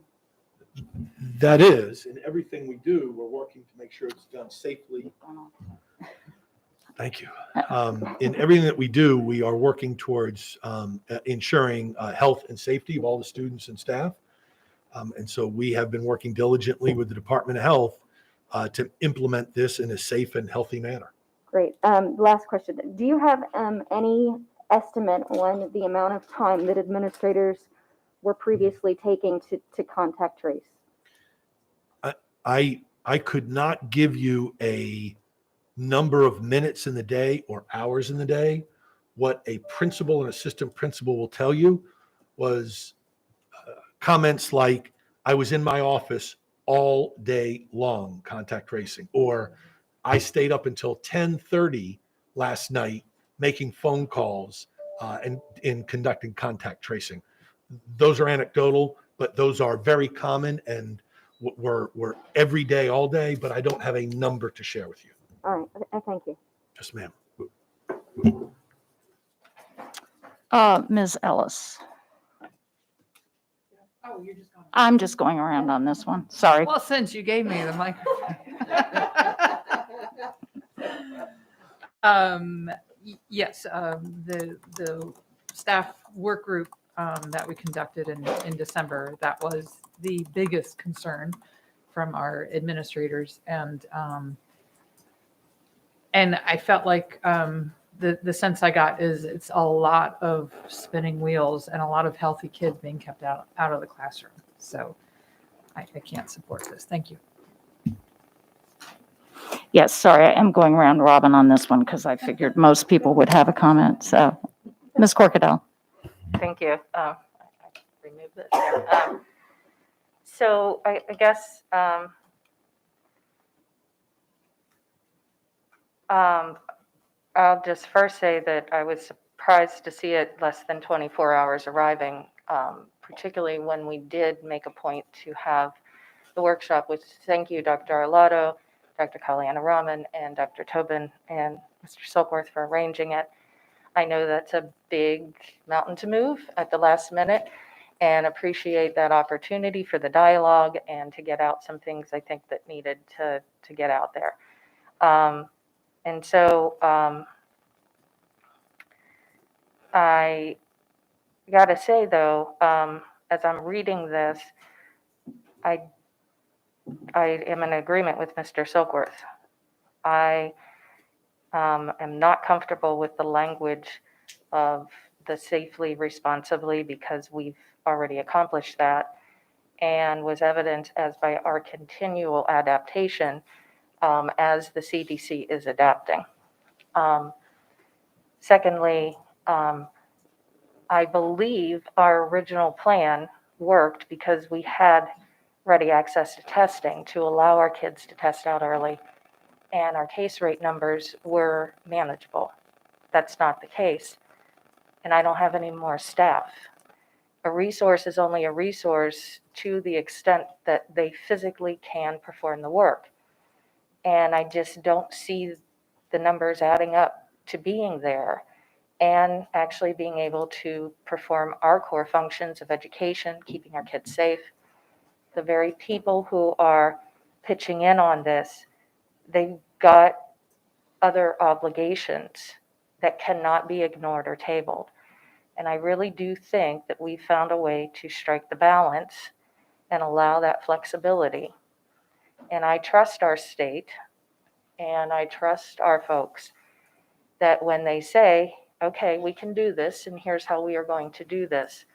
We provided the what was the problem, and why it was the problem, and now they are invoking in the how, and that's the lanes are appropriate.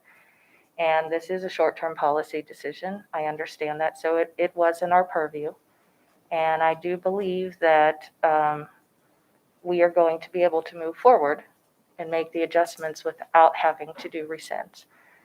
So I will be a no on this. I did have a procedural question, just verifying my understanding is because of the notification, shortness and otherwise, and the fact that it is a rescind, this particular motion would require a higher level of affirmative vote in order to pass. Is that accurate, President Tobin?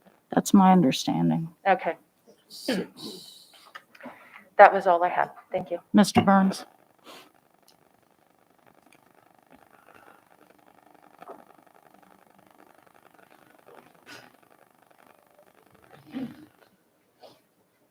Good afternoon, Dr. Tobin, members of the board, Dr. Arlotto, for the record, Darren Burns, board attorney. My research, we've had this conversation, or I'm sorry, this issue come up before with respect to what they call in Robert's rules motions to revisit. That's sort of a generic term. We've talked about motions to reconsider, which is supposed to happen in the same session or meeting that you're having on something you did earlier in the meeting. There's motions to rescind, which come in a couple forms.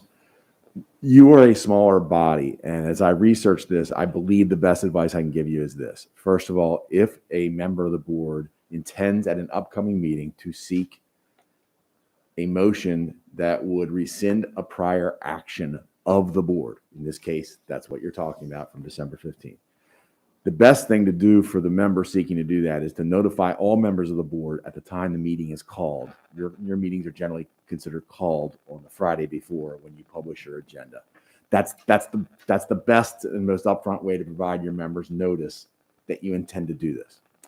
Having said that, the distinction between that and the day before tends to be more important for larger bodies where not all of them meet every time they meet, right? You all tend to meet, all 8 of you, almost every time you get together. And because of that, the distinction that Robert Rules makes in those two timings between a majority of the members present and a majority of all members of the body tends to fall by the wayside, right? Because if all 8 of you are here, 5 is 5. Mm-hmm. Robert's Rules talks about there being a 2/3 supermajority, but that seems to apply only with the larger bodies. Okay. As I research it, and I've read it more than just Robert's rules about it. Commentators from Robert rules suggest it's a quirky area. And again, they reemphasize good boardsmanship says, tell your members ahead of time if you're planning to try to rescind a prior action. But I would say to be cautious and careful here that a majority of the board would be sufficient to carry this motion. Okay. One caveat is if the action taken has resulted in action by your agency, in this case, Dr. Arlotto's just been talking about what he and his staff been doing, that would render it impossible to rescind the action, then you shouldn't, then the motion should not carry. Such as a motion to condemn a building and knock it down, right? At that point in time, someone can't bring that back. I don't know where you are in that impossibility scale here. It sounds more like it's challenges. So I don't know if I would go so far as to say that, but I think it's another thing to consider. Okay, thank you. I'm sorry, but let me call Ms. Schalheim and then Ms. Dent. Oh, okay. Well, okay, then ask Mr. Burns quickly. Mr. Burns, if you don't mind, could you elaborate on your last, you said impossible to, and I understood the burning building such a scenario, but I'm really, would you just please elaborate on the impossible to, because the Dr. Arlotto has already stated that he and his staff has already engaged in trying to implement this process. So Yes. How does that, as it relate to this situation, where do you draw the line of impossible? The commentary in Robert's rules and those who comment on Robert's rules use the word impossible or impossibility. So I don't know if the impediments or the challenges that have been described that I've heard so far meet that level. You could map it out perhaps in a less ridiculous scenario like I outlined. Let's just say you had a motion to do a grade forgiveness, and it was near the end of a semester, and that grade forgiveness has happened, and students have now graduated or moved on or been promoted. I think you can make an argument that rescinding that action would present an impossibility scenario. I don't know if that's this case, but again, I think recognizing that's a caveat in Robert's rules to being cautious with rescissions of past actions, it's still something to consider, I think, in your deliberation. Thank you. Ms. Schalheim. So I definitely understand where Ms. Amasari is going with this, and it's because of our extraordinarily high case rate right now. As I said during the last meeting, I don't want to keep any healthy kids home either, not for a second. I happily seconded and voted for the motion based on the knowledge at the time last meeting when our case rate was roundabout, well, let's see here, it was under 40, and now it's 174, and our state case rate went to its practically its highest point this whole time, which is north of 200. So I want to I like what Dr. Arlotto is going to be doing with sending tests home, and I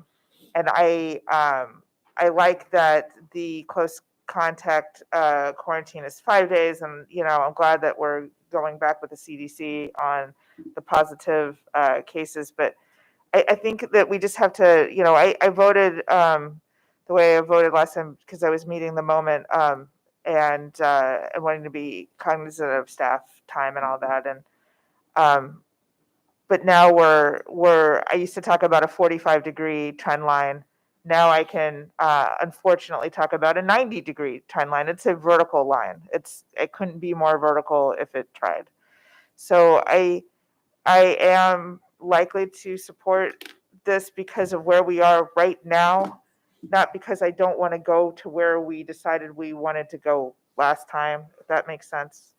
I'm reading the room, so I think I'm fairly sure where this is going to head. So, but it's only in response to the right now, not because I don't want to do all the things I said I wanted to do last time. I still want to do those things. Thank you. So this is tough. The last vote was tough. This is tough. Here's my concern, and I've been listening to what Dr. Arlotto has said, and the various questions. And the reason I voted in support of the motion on the 15th was partially because I felt we were reaching a point, or we possibly had reached a point, where we couldn't really do our educational job. And certainly with regard to where our administrators were with contact tracing, we had lost most of the time they needed to do what they're desperately needed to do in a building. I certainly understand and sympathize with the concern not only that Ms. Omasori is expressing, but that we hear throughout the community. I am concerned, however, for the very reasons that Ms. Scholheim talks about in terms of meeting the moment, that by the time we've shifted the system back, which I don't think I need to ask Dr. Arlotto, is not going to be an easy thing to do, we'll then have to shift again. And I would say this is what our children have lost over these past years. And what they desperately need is some sort of stability. And that is what we have to find a way to offer. We are not in the position we were in at the beginning of this pandemic. We have vaccinations. We have much more knowledge than we had. And we know what we need to do. Not everybody does what they need to do, and that's a decision. And the impact of that is being felt throughout the system. But I am concerned that we keep having our children pay the price for that. And so, as I said, this is a hard decision for me, but I look at the realities of the fact that we actually govern an educational system, and we have to provide an education. And I look at what's going to happen to our administrators if they have to turn around on a dime and start doing that contact tracing again. And as we're coming back after the break, as we're trying to get everybody to the end of this semester and to move forward, we upend what little stability we've had. And that is deeply concerning to me. So those are my thoughts on this. Ms. Omasori, did you want to offer some comments? Yes, I did. Point of order or clarification, I'm sorry, because I didn't want you to have your closing remarks without getting a clarification. Oh, I'm That's sorry, okay? did I get If something that's wrong? okay? Oh, no, I'm sir. sorry. Mr. Burns, you certainly are our legal expert, and we rely heavily on you for that, and I would never question your wisdom in these matters. But looking at the language in Robert's rules, can you, if I quickly read the language on rescind, can you walk us through how this is different than what's written here? Are you in section 35 of which edition? I mean, just so you know, there's more than one place that it's treated. So I just want to make sure we don't fall into so it's simplicity different scenarios. here. And I, Oh, okay. Is it?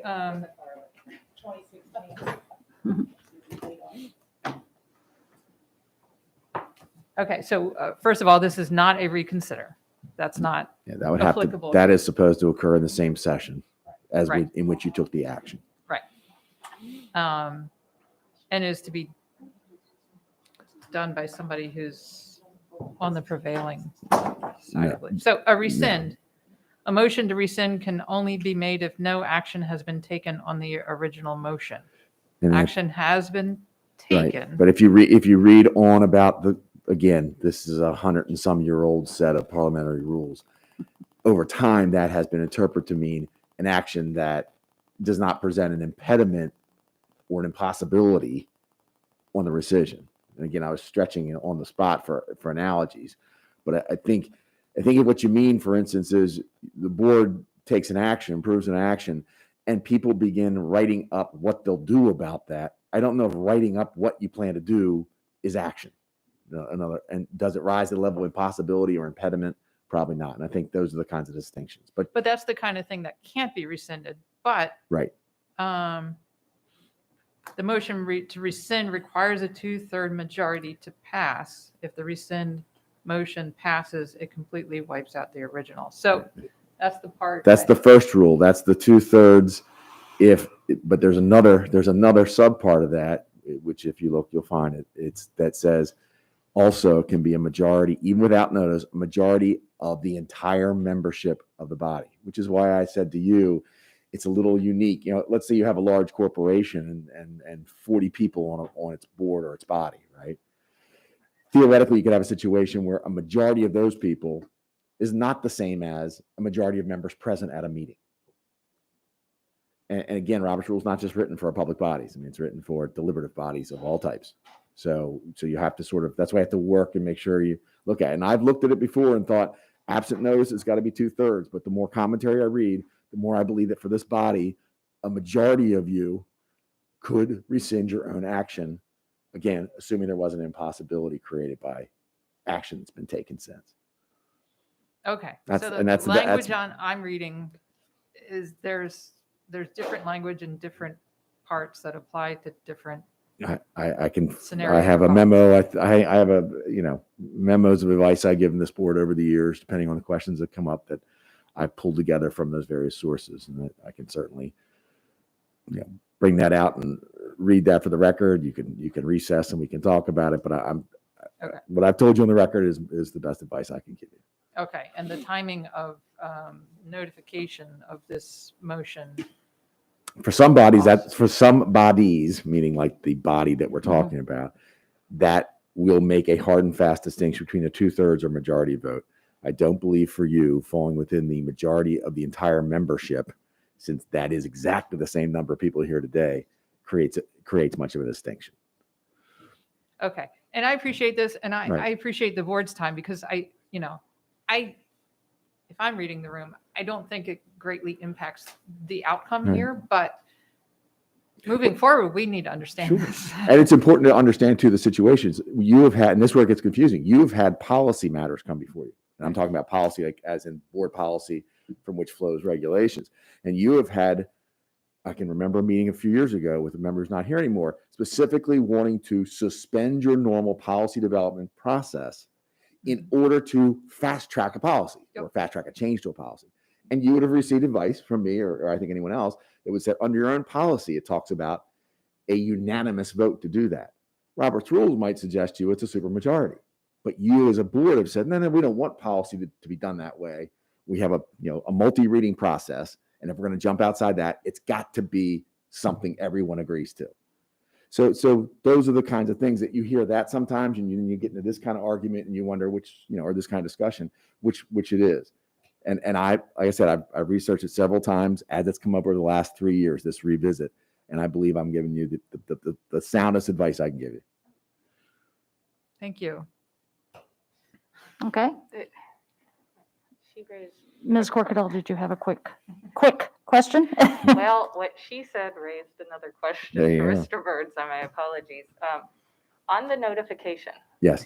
one of the reasons, at least I thought, Robert's rules, as well as this body as practice, have said that if we're going to rescind something, that we notify, it's not just about notifying the members, it's about making the public aware that there's another action pending to be taken. So right now I have Which is also an OMA issue, which we've touched upon. Correct. I'm sorry, no Meetings Act issue we've talked about and before. that's why I'm asking for the additional time, because this was under reports. And yes, we do make motions under reports, depending on the outcomes of them. And if this were an outgrowth of that and was not notified yesterday, actually, I think I probably would be more in a comfort zone, but I'm not. And I'm not because there was ample time. The conditions between Friday's notification of our agenda and now has not changed or created a barrier. And so the public just thinks we're getting a school operations report.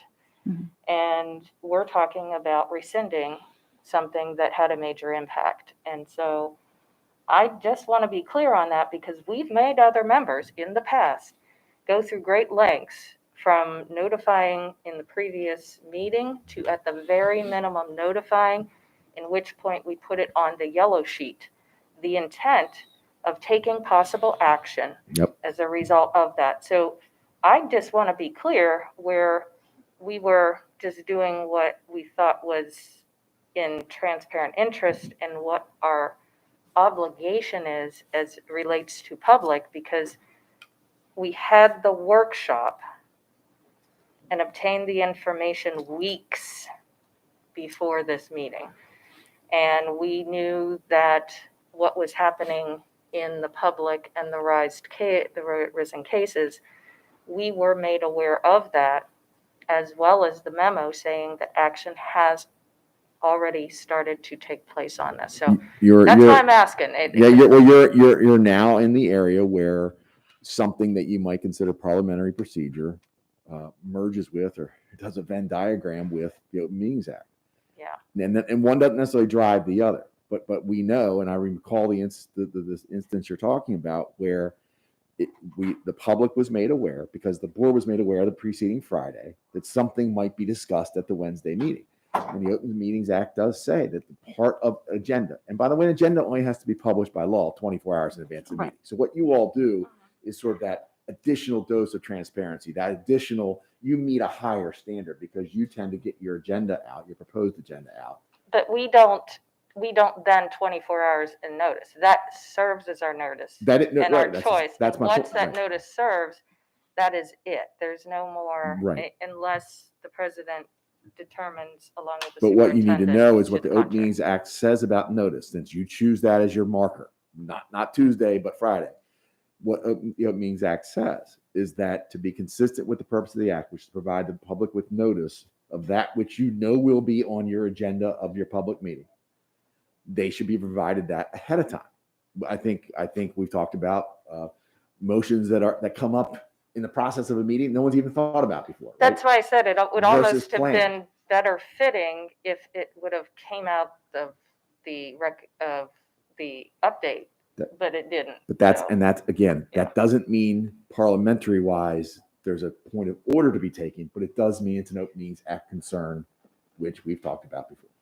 Okay. So Okay. I thank you for the clarification. Thank you. Ms. Omasori?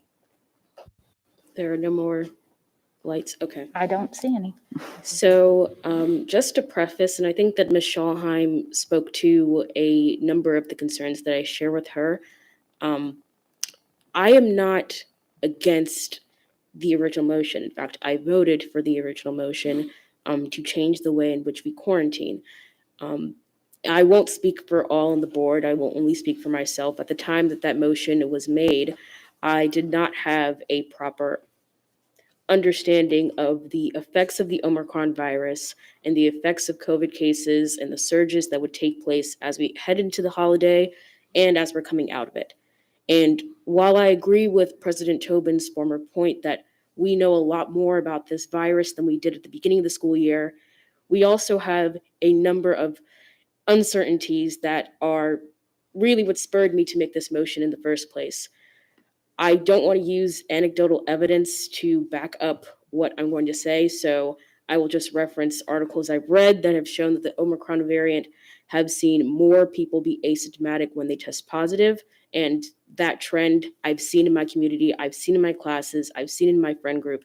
And so at the current point in time, the reason why I made this motion was because it feels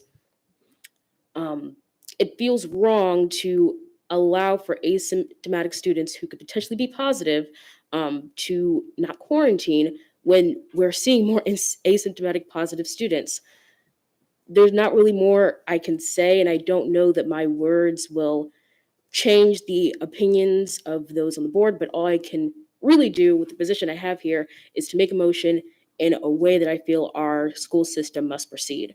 And so while I think this is the right decision and one we need to make eventually in order to sort of learn to live with this virus that I don't think is going to go away, I think that it is the wrong timing. And that is the inspiration for this motion.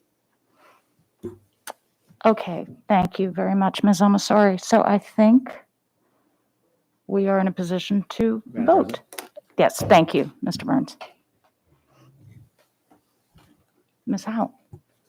Ms. Omasori moved to rescind the board's action on December 15th, 2021, to move that the students who have been deemed close contact but are asymptomatic should not be quarantined in 2022 until proper research and information from both Dr. Arlotto's staff and the County Health Office is produced on how to safely and responsibly implement said action to be reported to the board during the February 2nd meeting. Ms. Dent? Abstain. Ms. Omasori? Aye. Mr. Silkworth? Nay. Ms. Frank? Nay. Ms. Ellis? Nay. Ms. Corkadell? Nay. Ms. Schalheim?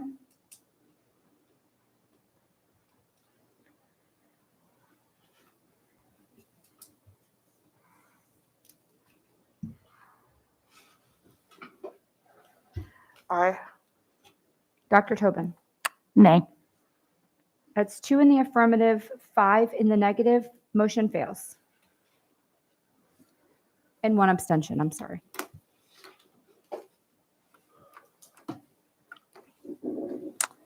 Thank you. I think now we move to public comments. Do we have the list of? Robert, she's bringing you the, oh yeah. The one person that's here in person will do her first. Okay.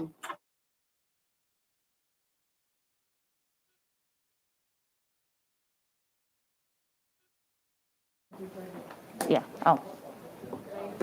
There's somebody back there, I think.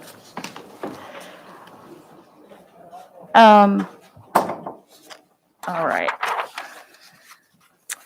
Okay, well, so we will move to public comment. We will do in-person testimony first and then virtual testimony. Speakers will be allotted 2 minutes each and may not allocate their time to others. The yellow light below me will shine when you have 30 seconds remaining. The red light below me will shine and you will hear a tone when your time has expired.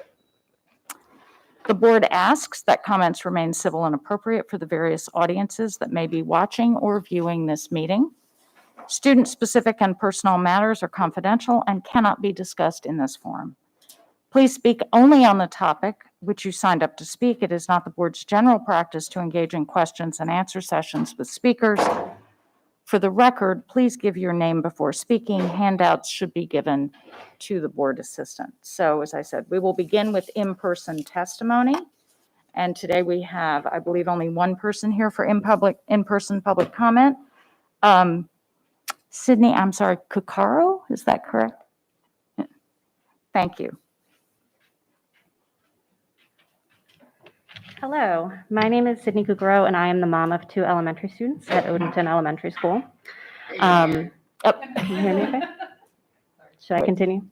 Please keep going. I wanted to start by saying that I appreciate your dedication to keeping kids in schools. My kids had a hard time in virtual learning. It has been really nice to see the improvements they've made in the school buildings. But this decision to stop quarantining and to stop contact tracing with asymptomatic students is not there. I'm sorry, I had to change my whole speech because you guys completely changed where I thought you were going today. So apologies if this is a little bit discombobulated, but I feel like I've watched these meetings where you discuss how much children's health is impacted by COVID. The answer seems to keep being that it's a minimal risk for most children, which is wonderful. And you felt it was appropriate to relax these school policies, but you've forgotten that there's staff and teachers that are also at a higher risk. You've forgotten that we have families at home that can't be vaccinated yet, or that are high risk because of other issues. You've forgotten that our schools are part of this large community. You are a public body and your decisions have an impact on all of us. Please reconsider the decision to stop contact tracing, or at the very least, Can you hear me okay? at the very least, please require testing for students and staff in schools.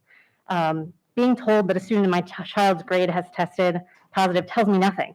I would like to know whether my children were close contact so I can make the responsible choice to go get them tested or to stay away from high-risk family members. Regular testing in schools would help with that worry. I realize that there is a shortage and that there is not enough money to do this, but it is scary to know that my kids are in school, regardless of their vaccination status, and they are vaccinated, but this variant is not a safe place for them to be. Please also have a backup plan for virtual learning. I'm not sure that there is one. We haven't heard about one, and I want to make sure that my kids still have an education if we have to pause for a while, which I support. I feel like your decisions lately have been made for people's convenience rather than considering the health of our entire community. I wish we could get back to normal, but now is not the time. Please protect our kids and the entire community. Thank you. Thank you. I'll go tell Mr.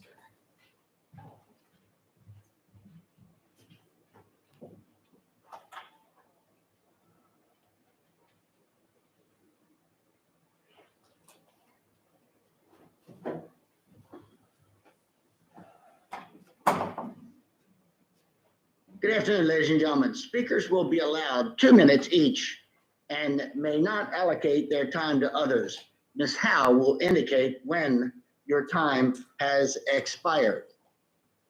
So first of all, virtual comment. Our first speaker under item 3.04, Superintendent's Report School Operations, is Peggy Williams. And Peggy Williams is not online. So we will go to our second speaker for item 3.04, Kristen Caminiti. Hi there, can you hear me? Yes. Okay, there's my video. Thank you. I am concerned that your most recent decision seems to have lost sight of the need for balance between competing priorities. You saw very real educational and equity concerns around students missing school as close contacts. So you did away with quarantining, contact tracing, and for a period of time decided those who were positive would only have to isolate for 5 days. Today, you dug in. Ms. Omasori wisely looked at the information on the ground and made a motion to address the high case rate, and I am so disappointed more of you did not support her motion. I don't want students to miss school unnecessarily either, but the reality is that with your dramatically decreased precautions around COVID, more students will end up positive and therefore miss school unnecessarily. Right now, cases are the highest they have been throughout this entire pandemic. Now is not the time to lessen in-school precautions in such a dramatic way. I am thrilled to hear Dr. Arlotto report that COVID positive students will have to isolate for 10 days. We know that the vast majority of schools do not have the resources to keep children fully masked at all times and separate from their peers during lunch for 5 days, which is what an isolation of only 5 days would have required. Staying with a 10-day period of isolation for positive cases is an informed decision backed by science. I am glad that Dr. Arlotto, in consultation with the Department of Health, will continue to follow the requirement for a 10-day period of isolation. But I also think that you, our Board of Education, can do a better job of finding a balance between equity concerns, social emotional concerns, and health concerns. Along those lines, please do the following. Support Dr. Arlotto's decision and follow CDC guidance and require all COVID positive students and staff to isolate for a full 10 days. Make highly effective masks, not just surgical masks, available for all staff and students. Provide COVID leave to staff members so that those who contract COVID-19 are able to take leave as necessary without decreasing their pay. Increase testing availability in schools. 1 rapid test sent home per student is not enough. And be fully transparent with the community when closures of classes, grades, or schools occur. We know this Time has expired. But as Ms. Dent pointed out at your last meeting, these decisions must never be made in a rush manner or without full information. You now have more information about the situation on the ground for the safety of our students and staff, out of consideration for our overwhelmed hospitals, for children too young to be vaccinated, please take a more balanced approach. Thank you. Thank you. Our next speaker is Jessica Hackler.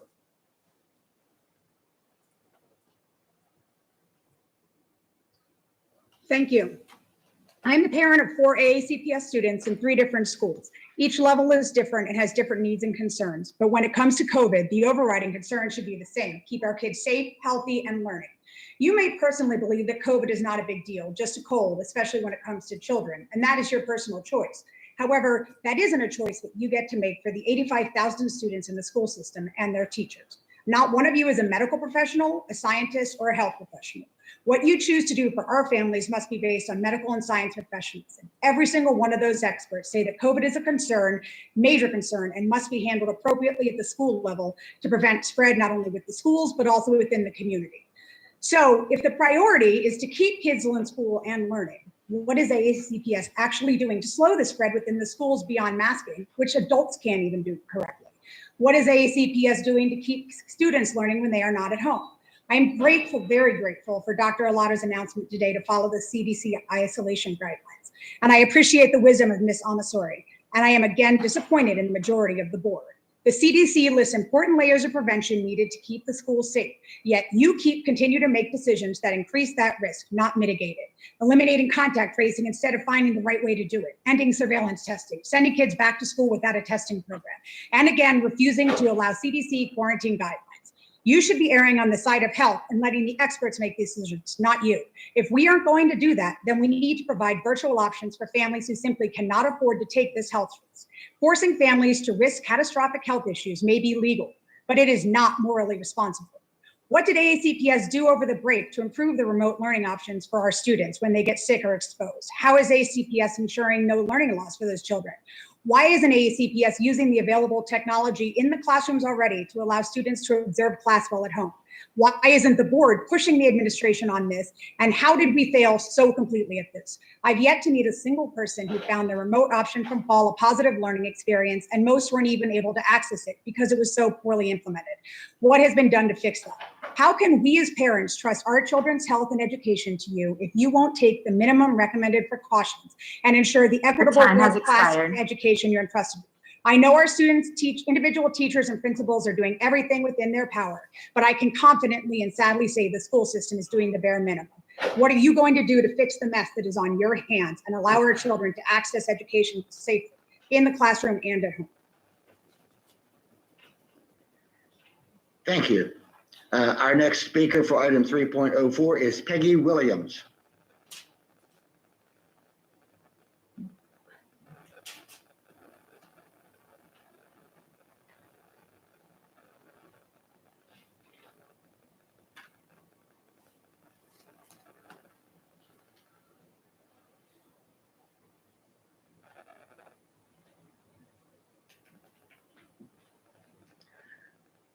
Okay, we're having some difficulty with Ms. Williams, so we're going to move on. Our next speaker is India Oaks.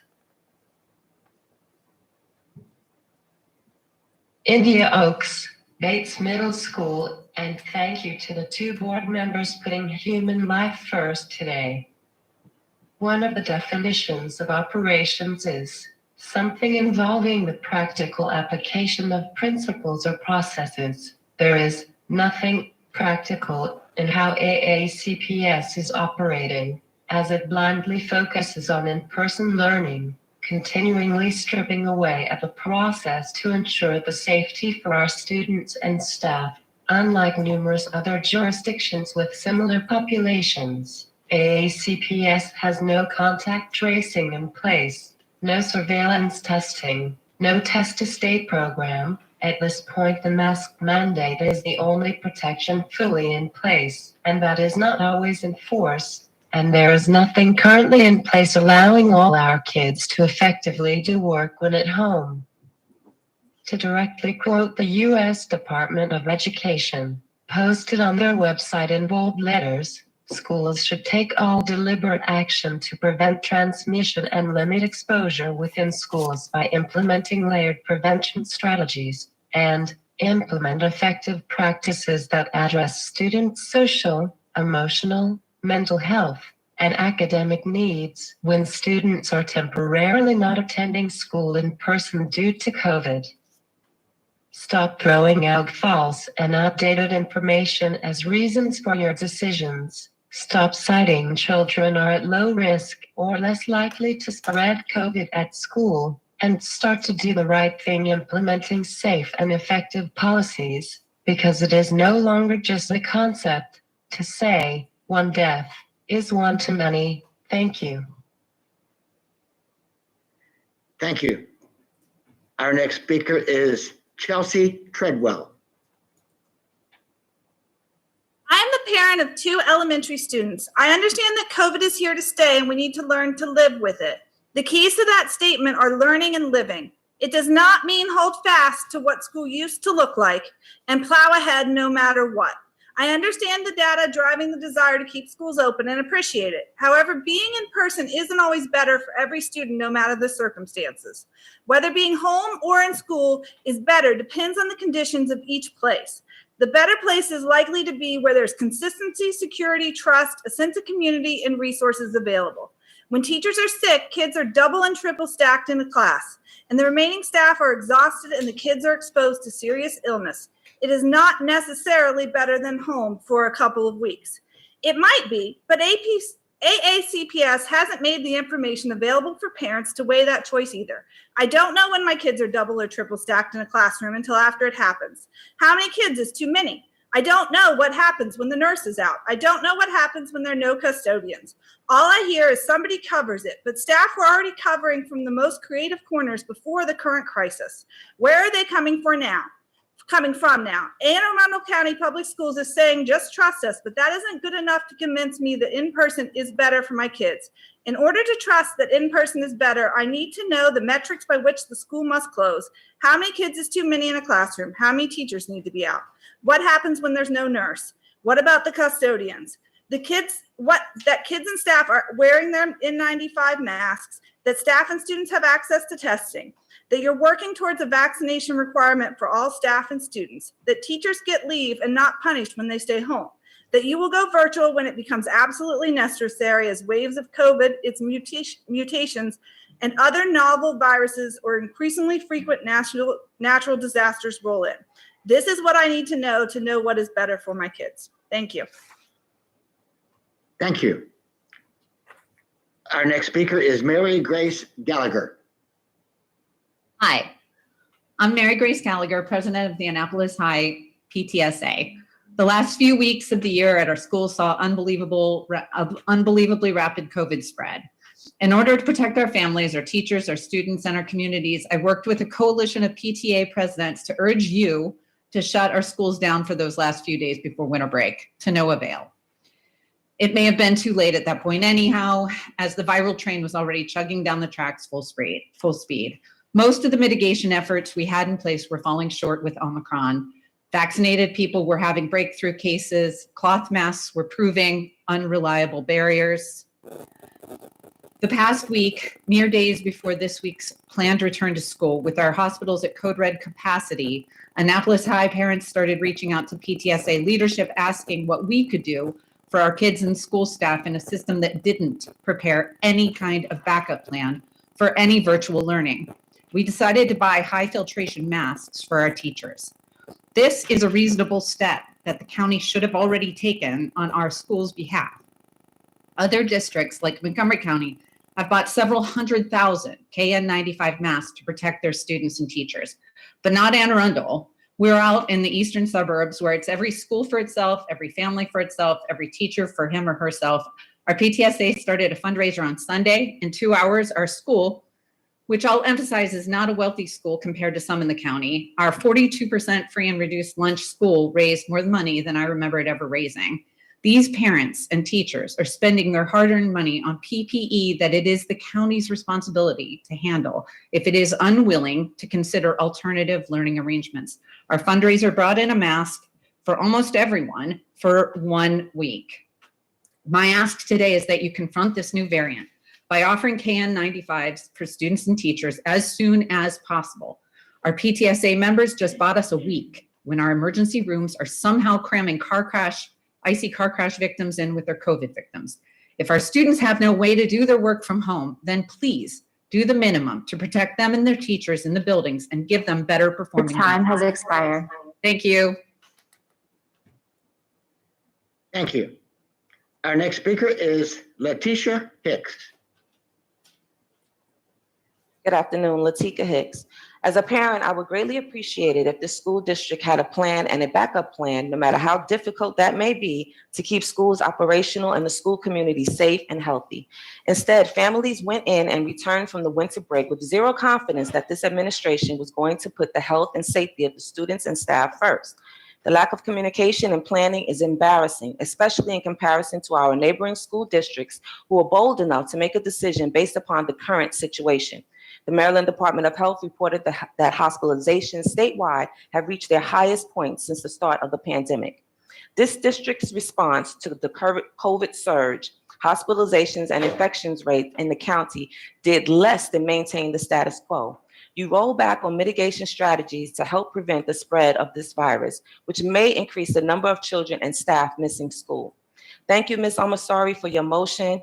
You're right, it's all about timing. I'm sorry it failed.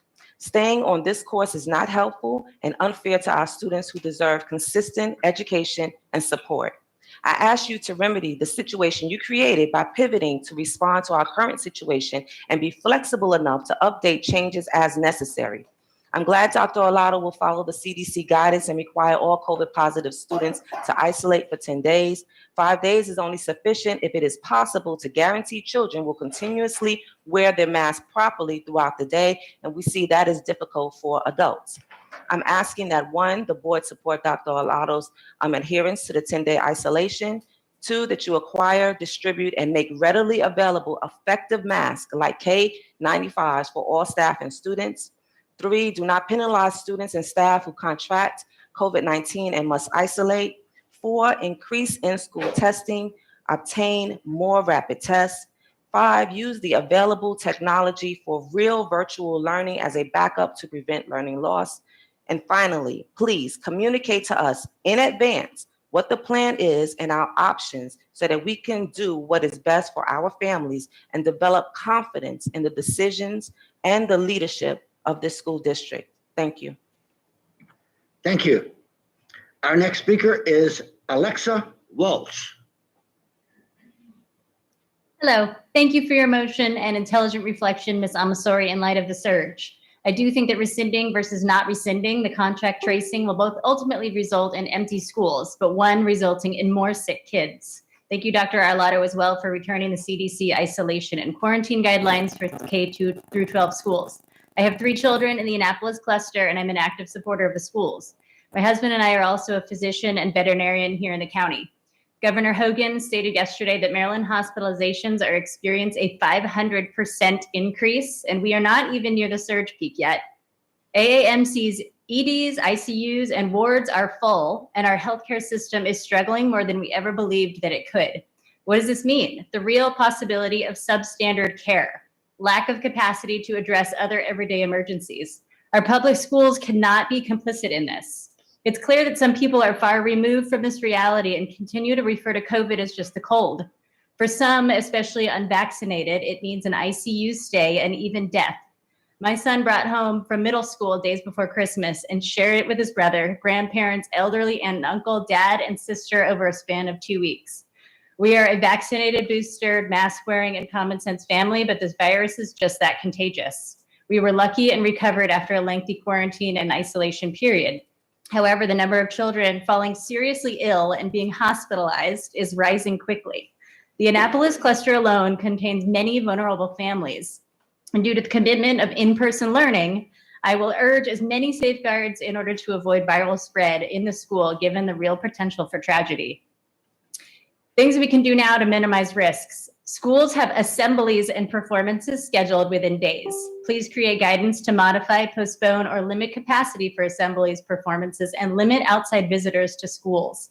Maintain mask mandates and provide KN95 masks for staff. Go virtual when necessary. Vaccinate and booster. Preserve the health of AACPS families alongside quality learning should go hand in hand. Thank you for your time. Thank you. Our next speaker is Tamara Baker.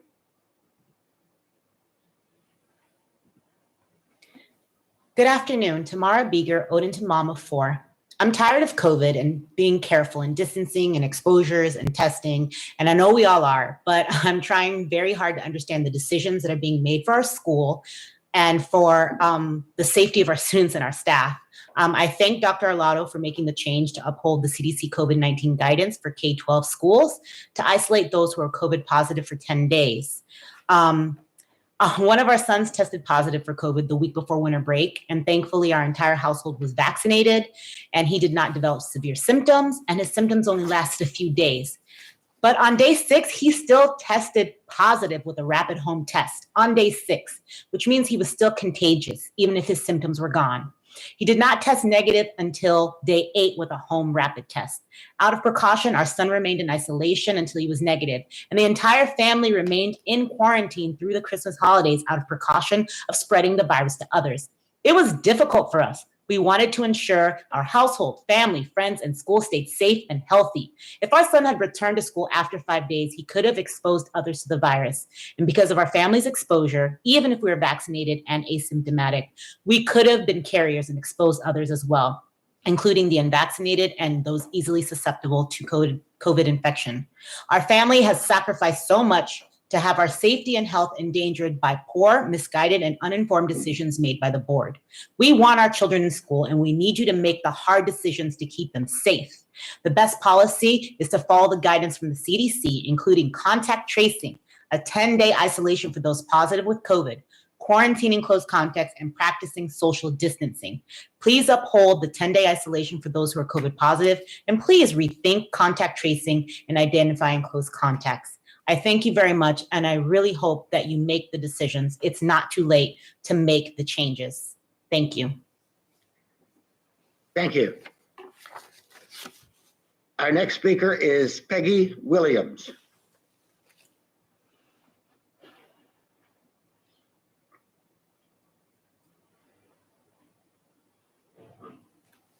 Hello, can you hear me?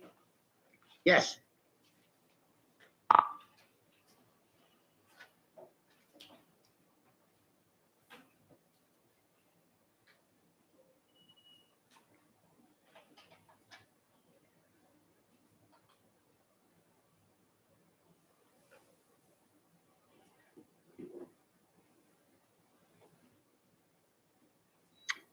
Ms. Williams, are you online?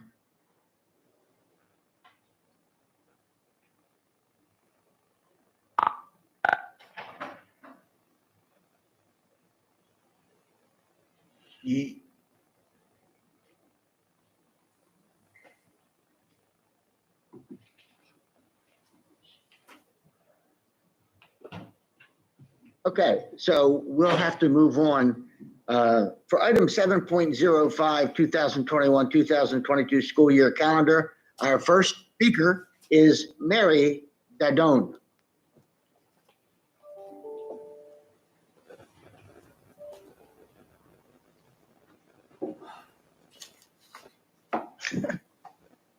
Okay. Can I be heard, and is it time? Yes. Thank you very much. Good afternoon. I speak today as chair of the Anne Arundel County Branch NAACP Education Committee with the backing of President Jacqueline Alsop and standing for the entire Anne Arundel County NAAC membership and constituency. Several members of this board and some of the public don't seem to trust our teachers to present the uglier truths of our nation's history without making children cry. Teachers don't come out of college able to do this. It's a developed school. As the board attempts to balance the many calendar issues, some members of this board and of the public appear ready to throw away the time for such professional development. We know that culturally informed teaching undergirds how we understand and learn all subjects. The NAACP stands loudly and proudly in support of teaching full history, not sanitized history, and providing the necessary professional development time to do so, equal to, perhaps greater than, additional challenges on the school calendars. For this kind of teaching, requires a faculty capable of comfortably and competently teaching all subjects with knowledge, skill, and that does require the professional development. We agree with the early 20th century credo of the American Negro Historical Society that, I quote, "No country can tell its history truthfully until all its scrolls are unrolled," close quote. If we do not recognize the American Negro Historical Society or its rich collection of historical texts and truths, let us take that as a small example of how narrow American education could be without ongoing professional development and protection of that development in the school calendars. Last year, you repeatedly asked the administration to be creative in finding solutions to education during the pandemic. We now ask you to be creative in finding a calendar that acknowledges the significance of our concerns by elevating and protecting professional development. Thank you very much. Thank you. Our next speaker for item 7.05 is Kristen Caminiti.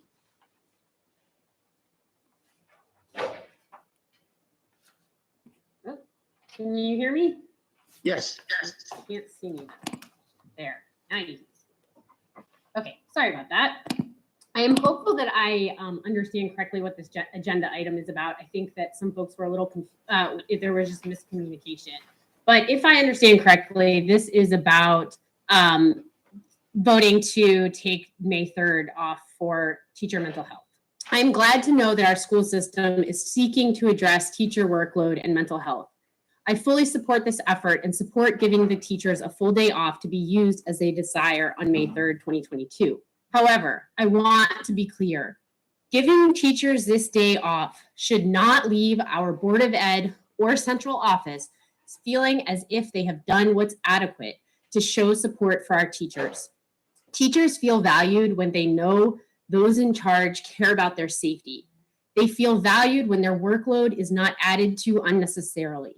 They feel valued when compensated appropriately.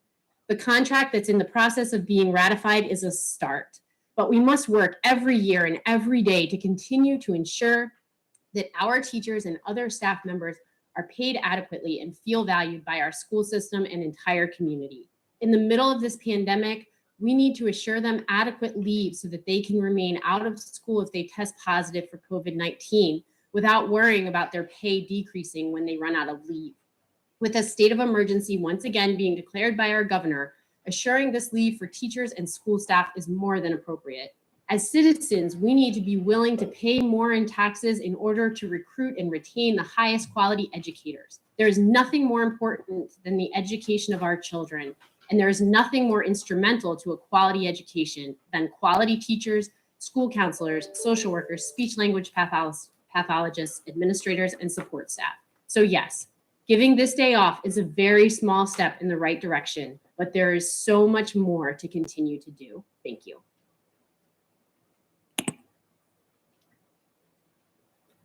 Thank you. So we're going to go back to item 3.04, Superintendent's Report, School Operations. Peggy Williams. Hi, thank you. Sorry about that.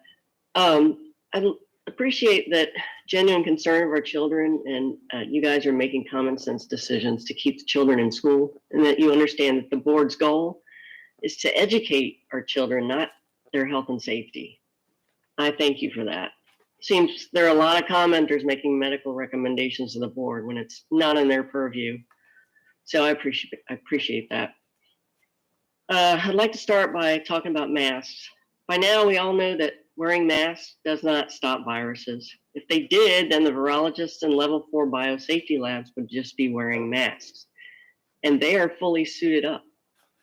Secondly, masks are dehumanizing, isolating, and they cruelly keep our kids, especially the youngest ones, from being able to learn properly and teachers from being able to gauge students' responses to their lessons. Please get rid of this mask mandate. They are hurting our children. Finally, Anne Arundel County Public School is encouraging. This is about the vaccination or test program. AACPS is encouraging and coercing student athletes to take injections of a liability-free experimental product. Let me say that again. AACPS is encouraging and coercing children to take injections of an experimental medical product. I want to remind you all that in 1946, the Nuremberg trials were convened because of crimes against humanity that were conducted using forced medical experimentation. Perhaps you should review history and put it in the context of today's situation. If I were on the board, I would not support any decision that would even hint at coercing a child to submit to an experimental injection or testing protocol. AACPS should cease and desist with the vaccination or test program. Thank you. Thank you. So this does conclude our virtual public comment for this afternoon. In just a moment, we will be continuing with our in-person public comment. Thank you.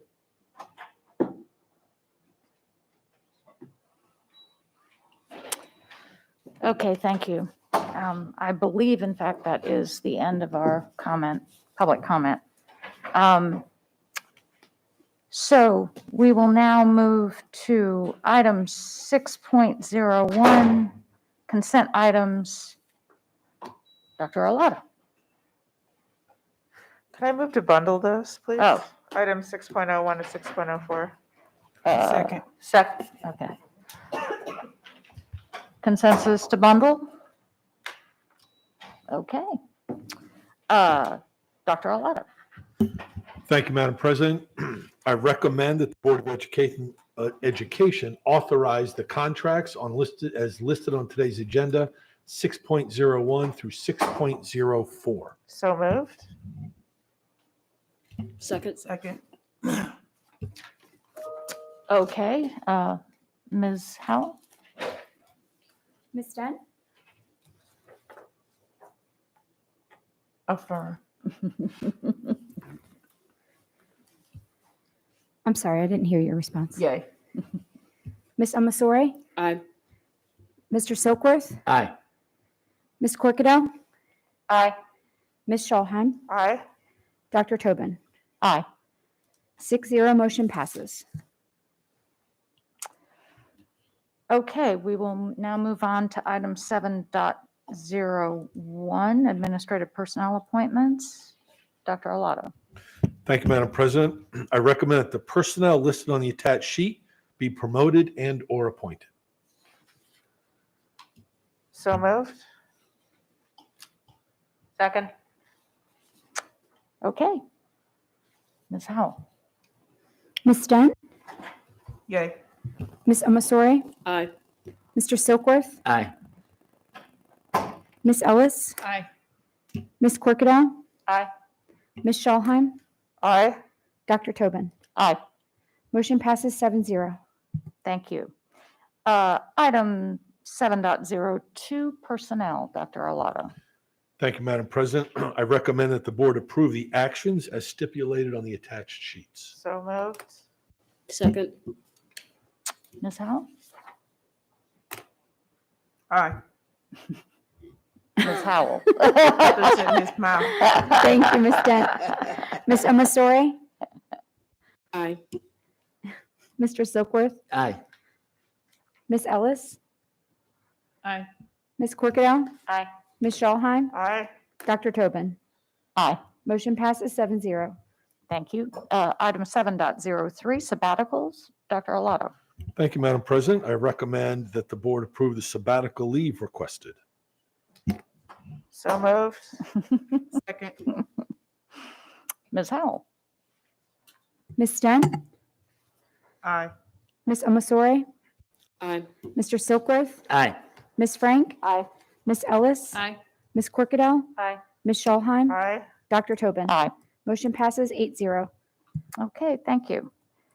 We're going to move on to item 7.04, students with a known food allergy policy, code JECAA. Ms. Ortiz, welcome.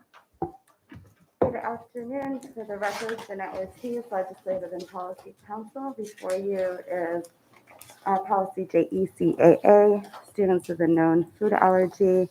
On second reading, it was on a 30-day public comment period, so we did not receive any public comment. be happy to answer any questions. Thank you. Thank you. I see no lights. Does anybody have any questions? Okay, then. Okay, so the policy will be on third reading for action by the board at the next board meeting. Thank you, Ms. Ortiz. So we are going to go into closed session briefly. Mr. Silkworth, can you read your? Mr. Aye. Silkworth, the motion, the yellow sheet is right in front of you on the clipboard. Right there.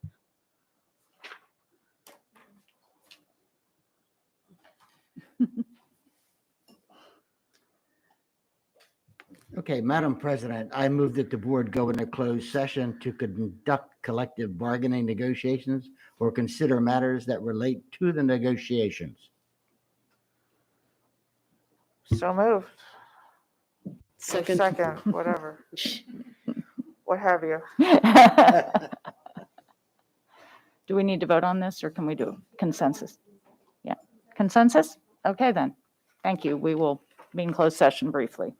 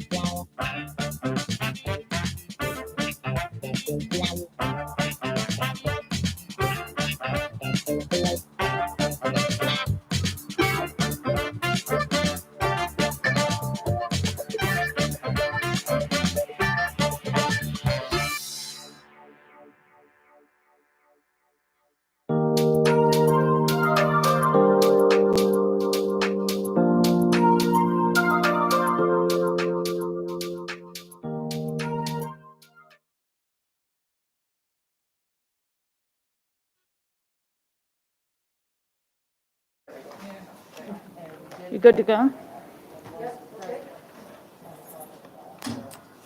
Okay. All right, we're back. Okay, we're back in session, ladies and gentlemen. So I believe we're going to take up item 7.05, 2021-2022 school year calendar. Dr. Arlotto.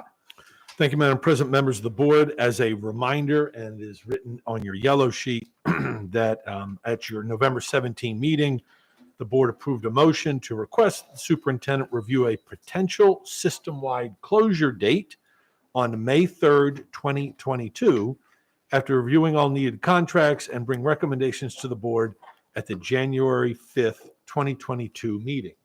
Today is January 5th. So I'm delighted to bring to you my recommendation, which is as follows. I recommend a system-wide closure on May 3rd, 2022, with the work year reduced by 1 day for employees in units 1 through 6 upon successful negotiations of those bargaining units. So moved. Second. And I'm sorry, is that 1 through 4 or 1 through 6? 1 through 6. Okay. Oh, I think on a- the yellow sheet, I think it's I a think it typo. says 4. Yeah. So just for the record, it should say 6. Anyway. Somebody's, Did I state that incorrectly? 1 through 4 or 1 through 6? 1 through 4 on the negotiations. Oh, right, because we don't have to negotiate 5 and 6. I'm Yeah. sorry, 1 through 4. Thank you for Okay. the correction. thank you. 1 through 4. That's absolutely, we don't have to bargain with Yeah, 5 5 and 6. Point Great. of information, could I get the Yes. motion restated? Because I'm confused. Are we doing for 4 or all 6 and negotiating 4? I'm recommending a system-wide closure on May 3rd, 2022, with the work year reduced by 1 day for employees in units 1 through 4 upon successful negotiations with those bargaining units. Okay. And we had I a motion moved, we seconded. Let's and a roll. second. I second it. We had many seconds. Okay. I see no lights. Okay, then, Ms. Howe. Ms. Dent? Aye. Ms. Omasori? Aye. Mr. Silkworth? Aye. Ms. Frank? Aye. Ms. Ellis? Aye. Ms. Corkadell? Aye. Ms. Schallheim? Aye. Dr. Tobin? Aye. Motion passes 8-0. Thank you. We now move to. Sorry, item- Dr. Tobin, Sorry. before we move the agenda item, I have something for this year's calendar. Oh, okay. So a motion had been made not long ago for the early dismissal days to convert from professional development to wellness days. And in light of new information, I would like to ask that the opportunity to address that and revisit on the January 17th agenda. I don't want to offer a surprise motion, but I want to revisit that in light of, trying to find where I had it. The work group that took place on December 9th, which was a board action to seek solutions to concerns that staff have over workload issues. And some common themes came out of that. One was that staff would very much like to see additional afternoons off, additional early dismissals. However, we did hear concerns from families about changing the calendar. And then what were the other things? It was teachers indicated the professional developments that are taking place on those unity days. The professional development is to address equity, that they have now undergone several of those professional developments, and they are finding that it's becoming a bit repetitive. And I mean, the fact is, well, I'm not going to make the whole case for why. Right. I'm just You would like to explaining read- why we have new information. Okay. That's all. So you would like us to consider that in the next meeting's agenda? Correct. Okay. Okay, I'm happy to be the second for the agenda request addition. Thank you. okay. Do we need a vote on that? No. Okay. I didn't think so, but, Appreciate it. okay. Thank you. Anything else? That's it? All righty. So we're moving now to item 7.06, the 2022-2023 school year calendar. Dr. Arlotta. I have already made my recommendation, but there are some there are some suggested changes and considerations from members of the board that Mr. Mosier will present for you to then discuss and make decisions. Mr. Mosier. Thank you, Dr. Tobin. Members of the board, Dr. Arlotta, for the record, Bob Mosier, Chief Communications Officer. So at your previous meeting, you were provided with two calendars, A and B. Both of those begin classes for students on the 29th of August. And there are some differences in the parent-teacher conference schedule, as you know. And so the dates are different. The last date of school is different. In A, it's the 16th. And in B, it's the 14th of June, which both fall before Juneteenth. Mrs. Frank has suggested two alternate calendars, which I will leave to her or the board to discuss. And we have them for slides whenever you're ready. Okay. Shall we go ahead with the slides and then the discussion? Let's go ahead with the slides, then Ms. Frank can present hers, and then we have some questions, I think. So, Mr. Mosier. Okay, so both of Mrs. Frank's proposals begin classes on the 1st of September. So 3 days later than either calendars A or B. They maintain the same parent-teacher conference structure, the same holidays. The end dates are then 3 days later. What is also different in them, as an example, are the dates of the ends of the marking periods. Most significantly, as I communicated to the board when I sent these to you, the third marking period, which in calendars A and B butts up right up to the front of Easter spring break. And because of the way the days have to fall, there would be 4 days after Easter spring break for the end of that third marking period. So those are the chief differences. Okay. Ms. Frank, did you want to add any comments? Yes, just briefly. We had quite a few parents who still were wondering, they were not understanding why we're not starting after Labor Day after we had made those changes. I know that this board discussed that and put that out in advance, but there were still some concerns about that. When we delved into some constituent concerns, it's not just that it was an after Labor Day start. Several of the current concerns were that it's so far back from what they were expecting that even if they didn't make Labor Day plans or something to that effect, that there is a concern that this calendar stretches more and more and more every year. And to try to address some of that as we keep adding days into the calendar, I think we need to have some harder parameters. The compromise was, if we can't start after Labor Day, at least start as early as we can. And the consensus that I achieved was September 1st on that.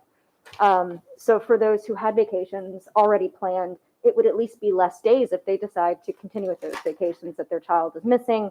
It puts a hard stop in the month of September, and it allows our teachers, which was another major concern that we had, to have a little bit more of that summer break, because we're getting out so late this year and then coming back early next year. And that will cycle through a few more times, and we will be faced with this same dilemma. And I do understand that, but eventually that will sort of correct as the Labor Day gets a little earlier and a little earlier. So hopefully that will we can kind of address it in the next couple of calendars to try to get something more consistent. One of the concerns that I am hearing is our consistency and the jumps that we're making year over year. So I'm trying to layer in a bit of a mitigation approach to that as well. I want to thank Mr. Mosier for having to do this over the break. I apologize, but I appreciate you very, very much for getting this done as soon as you did. So thank you, Mr. Mosier, and to everybody else who helped out with making those calendars. And that's all. Thank you. Ms. Schulheim. I have a couple comments, and then as you all know, I have a motion at the appropriate time that was circulated very well in advance. This concerns me because, well, both alternative A and B concern me because then spring break isn't actually a break because the marking period doesn't end until after the break, so it's taking over students and staff heads during break. That is a deep, deep concern for me. But even more, well, there's a few other things. I don't want to go to the third week of June or to the middle or the end or even the beginning of the third week of June. The weather's nice. It's not humid or as humid as July and August. And you know, let's be real, lots of the days after Memorial Day, there's a point of diminishing returns in terms of instruction. And then finally, for our AP students who often get left out of this conversation despite me bringing them up almost every single year, and that is we aren't given the opportunity to schedule those AP exams. That is handled by the College Board, and those things occur, as I understand it, in the early part of May. And so every day we strip away from kids in the beginning of the school year is one day less of instruction they have before they take those exams. Those exams are costly, those exams are important, and those exams determine the trajectory of what occurs in some cases after high school. And so those are my comments. And like I said, I have a motion at the appropriate time, so please come back to me before other motions. Thank you. Thank you. I don't know if I got this right. Is it Ms. Corkadell and then Ms. Ellis? Okay. Thank you, President Tobin. I'm pretty confident I understand the four options. I guess my question is or comments would be related to procedurals. I do believe that all things being equal include four options. And in redistricting and even the voting of our leadership, when we've got multiples, the only way to treat them fairly and equally is to do an option vote until one gets 5. And I would recommend that we consider that as we move forward, because and second to that, also, there was one of those options that were already voted down. And to give it fair reconsideration among the others, I would suggest that there is a procedure, and it does follow Robert's rules. And as I said, we do it in redistricting and other cases where we have clear and evident multiples, because otherwise we run into serious complications as it relates, I think, and fairness for it. So I would just suggest, because if they're not put together, then we don't do multiple rounds either. And like last time, we had the one motion that came up, it failed. So, and we have to adopt a calendar. So I would just suggest that we put them equally in more of a ballot form, and do the rounds until we have one with 5. But I will defer to our president, but I did want to suggest it under our circumstances that I would prefer to be voting that way if possible. I will honor and respect and engage either way we do it. But I would just suggest that we consider Okay. a little different than last time. Let me ask quickly, and I guess I'll ask our attorney, is there a precedent? This is not something I'm familiar with in terms of a precedent of any kind with regard to this vote. Is there any need to do an option vote in terms of precedent? It's just simply however we did do it last year. Anytime we have more than like two, we It's just- usually go for it. But as I said, it's not a hard, fast rule. Okay, all right. That's why I just suggested to discuss it. Okay. Or consider it. All right, Ms. Ellis. Sorry, making one quick note. Thank you. So I support what Ms.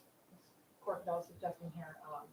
We've done this in the district and we've done it with the calendar. We've done it with important matters before the board where there's multiple options to consider. That being said, I just want to make a quick statement about the alternatives that have been presented before us. So last year at this time, I worked with Mr. Silkworth on the Ellis-Silkworth option that passed, which had school starting after Labor Day and therefore has school ending on June 23rd of this year. And I will refer again to the work group that Mr. Silkworth and I moderated to begin or to dig into and explore the workload issues that we've been hearing about. One of the recommendations that came out of that work group, the issue was starting schools earlier in the summer impacts planning and replenishment for teachers. Teachers use the summer to catch up on personal matters such as health appointments, and they use the summer to plan and prepare for the new school year. Starting school in August means losing valuable time. And then they recommended action. The board should consider a calendar for the 22-23 year that does not bring teachers back so early in August. So going back to the calendar that we passed for the current year that we passed this time last year, if we were to adopt option A versus alternate A, that takes away some consistency for our school community. We keep bouncing this issue back and forth with our school community. And I'll remind everyone that none of the four options before us has school starting after Labor Day. But starting on September 1st comes closer to meeting the spirit of what we accomplished last year and prevents taking away a significant amount of summer this year. Should we adopt option A, our teachers, many of whom are 10-month employees, are going to have significantly less than 2 months of summer break. So alternate A, well, the two alternate options, I should say, do give teachers a full 2 months off. And school will be ending at the same time next summer that it is ending this summer. So just important things to consider. Oh, and one more thing, I'm sorry. As far as the AP exams, and I've got my last two high school students in high school right now. I'm well aware of those concerns. Should we follow the general formula that was proposed last year and start on Labor Day, after Labor Day, some years at least, then school will be starting September 1st or later in, I believe, a majority of years anyway. So that's, again, I feel like we shouldn't have to be having this tug of war and struggle over starting in September or not every year. Honestly, when the governor had passed that mandate that all schools in the state start after Labor Day, I'd always wondered why it wasn't all schools start no sooner than September 1st. That would have, I think, eased the concerns of a lot of people when it's a late Labor Day. So I think this is a solution for that. Thank you. Thank you. So I do think I had been wondering about this coming in, and I am inclined to agree that given that we have a number of options available, I think for transparency's sake, taking an option vote is the best way to do it, because then we, one way or another, we will get to the point where we will adopt a calendar, which we must do. So that is my goal today, that we will adopt a calendar. So I would suggest that we proceed that way. And if there's any other discussion on that, Michelle, I see your lights on. Is that previous? Okay. Anyway, Ms. Ellis, did you put your light on? No. Not again. Okay. Alrighty. I just want to make sure that everybody. So in that case, oh, Ms. Frank, sorry. One thing that I didn't mention that I do just kind of want to point out is the impetus for this was that when I went back and realized that there were no after Labor Day starts, parents, when they filled out the forms and the surveys, had requested in bulk more, had leaned more towards wanting an after Labor Day start than not. I did not feel that adding that many extra days to this calendar was appropriate, but it was to react to making sure that we are upholding what our parents had previously told us that they had wanted, expected, and had hoped to see. So I did want to bring in those surveys that they had completed and just acknowledge that, you know, we are trying to make sure that when people give us information that we're making sure that we are taking that into consideration when making these decisions. So I did want to circle back to that as well. Thank you. Okay. I believe, correct me if I'm wrong, then we can take a straight vote. We don't need a motion. We simply take a straight vote. Mr. Burns, I see you getting up. Is there something?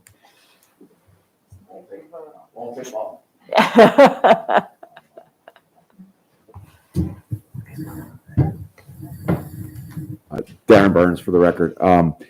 I would just suggest that, you know, if you're not going to do a caucus type approach where you finally get down to say the final two, and then someone moves to adopt one of those, if instead you just work at it until you get to the one that you feel either have consensus on or not, then go through the formality of adopting that calendar. Right. And that would take a motion, a second, and a vote. And that basically, you know, formalizes what you would have done in the collegiate way that you're approaching it. Right. Okay. Thank you. Well noted. Okay, then I think we can just do roll call. Everybody give the option they're supporting, and we'll see where the chips fall, so to speak. Ms. Dunn? So I'm sorry, I should tell you. So I have option A, option B, alternate A, and alternate B.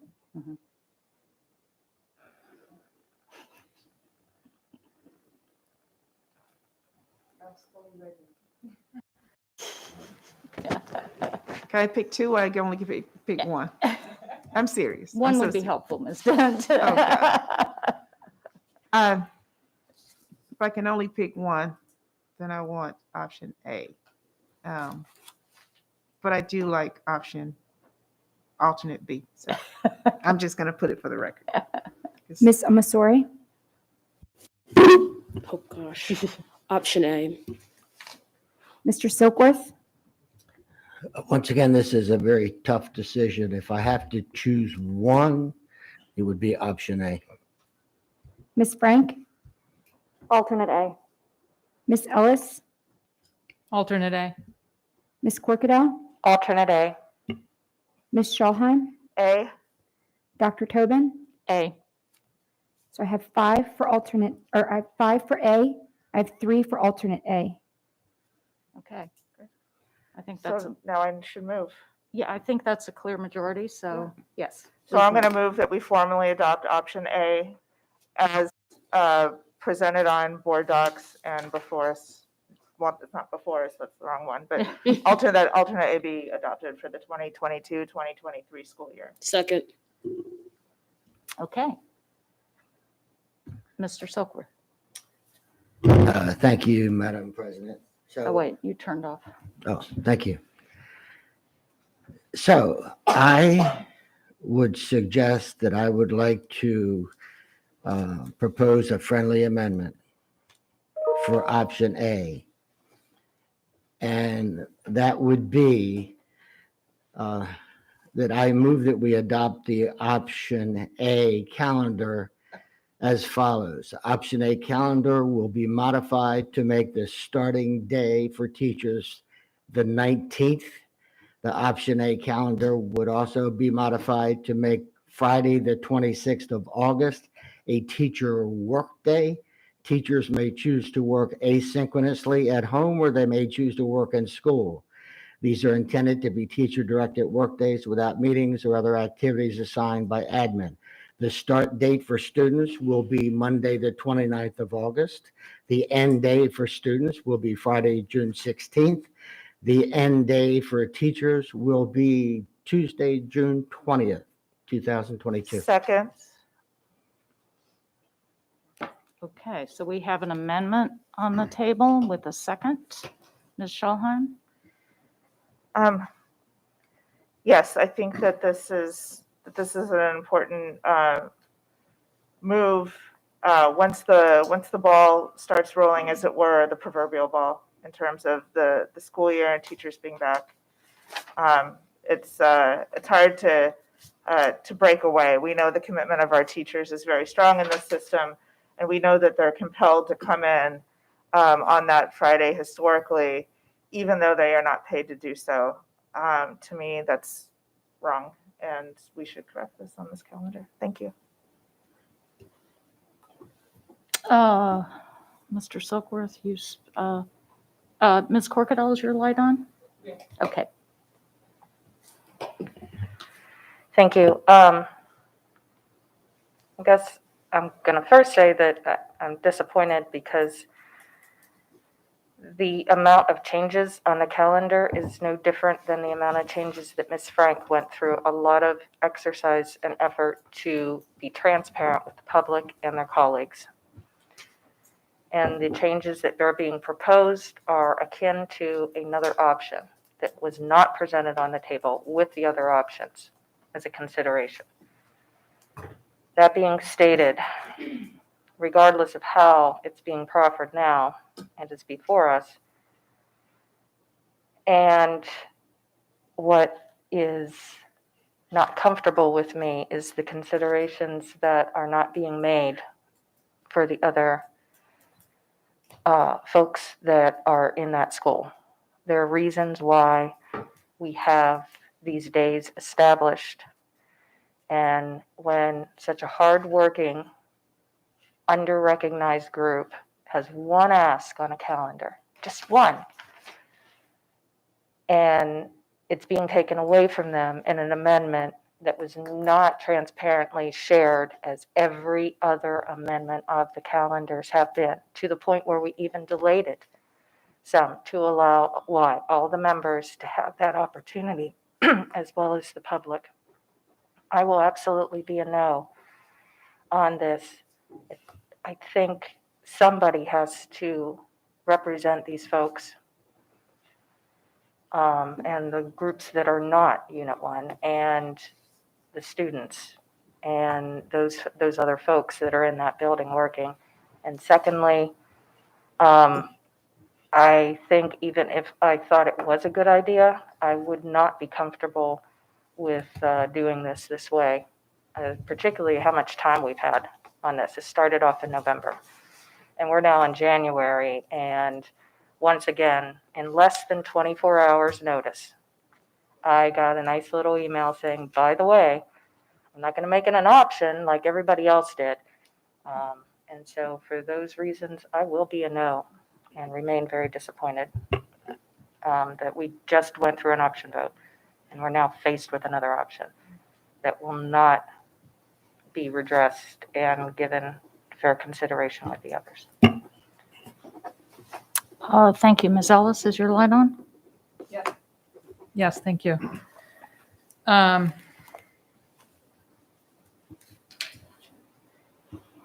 So I hear and I understand what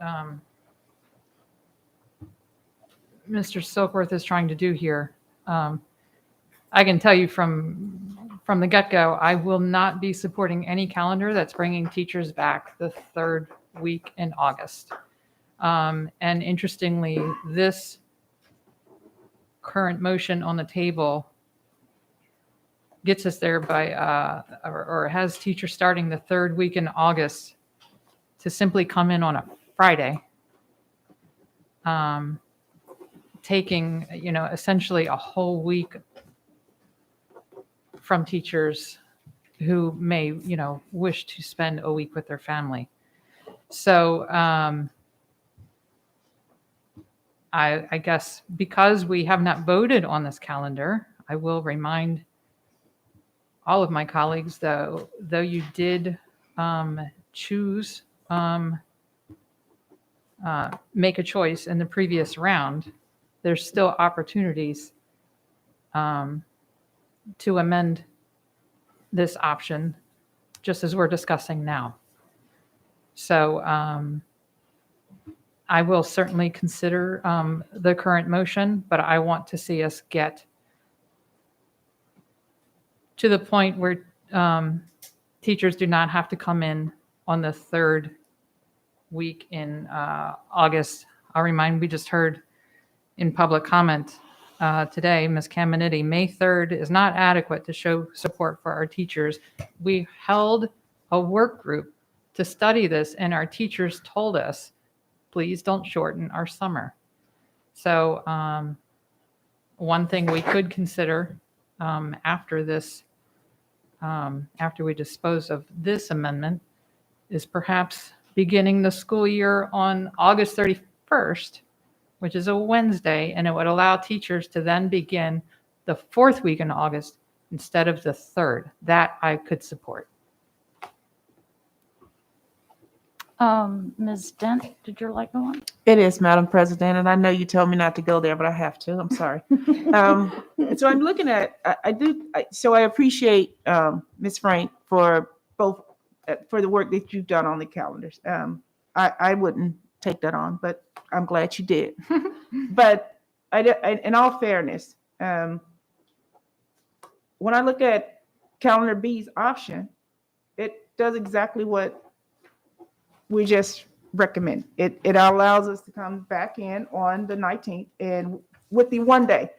And Dr. Alot, I'm still not understanding that 1 day, but I know you're going to help me out there as I grow in this process.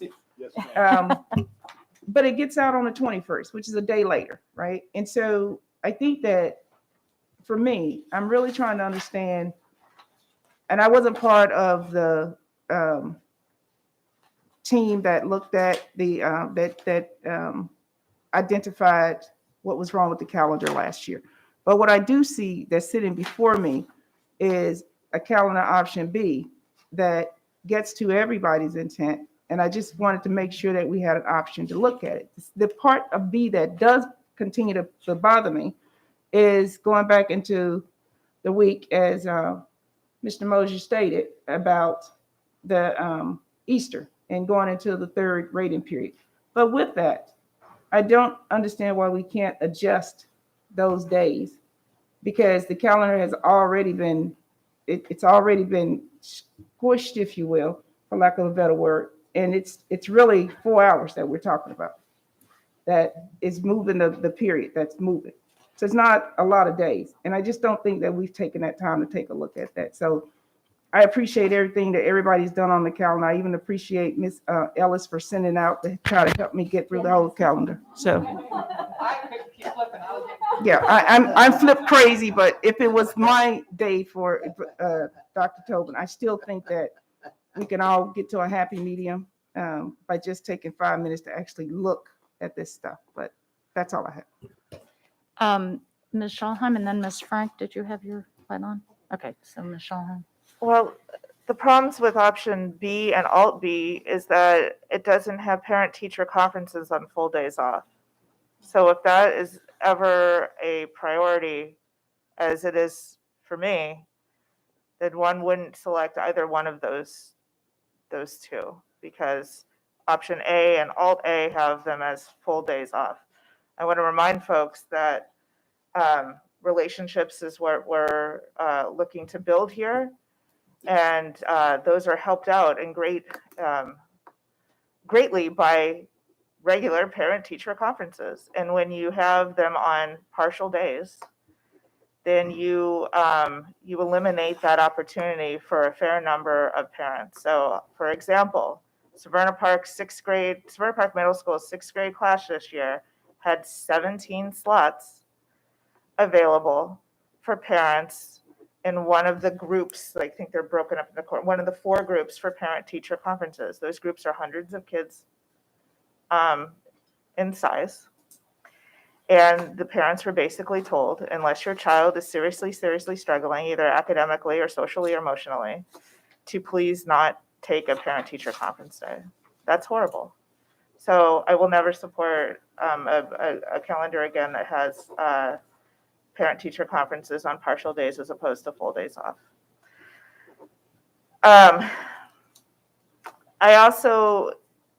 We've been told in the past, and I'll just bring it up again since I've been accused of this in the past, and it just happened, that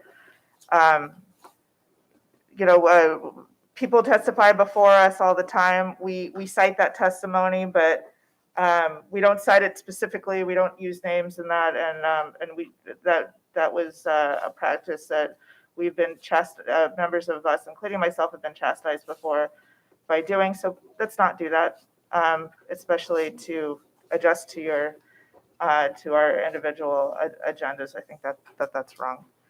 And lastly, last time we brought up the calendars, getting out the third week of June was mentioned specifically by several members of this body that was simply just a bridge too far and too late. But suddenly now it's September 1, we're taking it back to maybe August 31st. August 29th is where we should land on this. This is the Monday before Labor Day. This gets us out of the third week of June. It's great if you guys are able to go on vacations and whatnot, and a lot of our constituents are, but then there are a lot of constituents who cannot do that, who'll never be able to do that. And every week that summer is longer is an extra burden of childcare, a burden of food scarcity, etc. So that's just some comments. I will yield back. Thank you. Thank you. Ms. Frank. Yes, I have a point of clarification I wanted to get. Ms. Corkadell brought up a concern about a revote from last week to this week. If no amendment passes, are we able to revote? I didn't hear a resolution to that, so I wanted to check on that. Are we able to vote on the same calendar with no change at 2 successive meetings? And then I have a couple of other questions after that, perhaps. It's not a successive meeting, and no action was taken by this body, so we are able to go back and vote again. Sorry, so what I thought you were saying, you were asking was if the amendment fails, can we still vote on the calendar? And yes, we can. My comment was, I was questioning the ability to vote on option A outside of our, here's a bunch of options. When we get down to just option A, it in and of itself was voted on and rejected by this board. So only the people who rejected it could bring it back, in theory, I thought, to go back through. Hang on a minute. I would prefer to Hang on. have legal weigh So in the on current that. motion that is on the table is only the amendment by Mr. Silkworth. Correct. Once that's disposed of, then the motion that is still on the table is the motion that was made by Ms. Schallheim for option A and seconded. So there's nothing else on the table No, other than that's A. those Yeah. two motions currently. And option A, we voted on last meeting. or not last meeting, but the meeting beforehand because You of didn't budget. Right, we But- tabled it. I don't believe that a vote was taken. I believe it was, it I failed. offered and- I was asked for a recommendation. I offered that and the board chose to table it pending further information. Point of No, order. Okay, point of order, one person at a time. Can somebody, Ms. Howell, can you clarify the record for us? We voted, and because we voted against it, that is when I suggested that we put it back on the agenda. I would not have suggested that had we not voted it down. It was voted down 4-4. Can I offer a point of clarification? The vote to table failed. Right. Then the calendar itself Failed. Right. And that was option A. There was no picking and choosing. Ms. Scholheim had motioned for option A. It came to a vote, it failed, 4-4. At that point, that is when I had requested the agenda item. Right. Because we have to adopt a calendar. Right. And so that was voted on 7-1 with one no Mhm. to have it heard during this meeting. But it was voted on and it failed. And we are back to that same identical motion. My original question that I did not get answered when we were first going around here was, is that permitted? Because there are no changes to it. And Yeah, Mr. that's fine Burns. if it is. I just want to make sure Yeah. because normally you're not supposed to go in multiple times on an item unless something has changed. Mr. Burns. Rob, I think Mr. you have Mosher, that did you minutes. have So I was something? just, so my recollection, and I don't have the minutes in front of me, but this calendar A is not the same calendar that was brought to you on the 1st of December Right. because you took a vote to add Juneteenth to it. Yeah, And at the end of that discussion on December 1st, I was a little unclear on what exactly I should bring back to you today. And I was instructed to bring back A and B and anything else that a board member proffered, which are the two alternates that Mrs. Frank But put. if the primary motion itself had failed, then all of the amendments associated with it technically failed, although we went forward with putting them into the calendars to revote. So then I guess it really is different than the original. So I will pull back my question because I now have my answer that I did not have previously, which is it is a new calendar option, this option A. Yes. And so because it includes the addition. that is correct, because now we have two additions. We have we have May and we have June.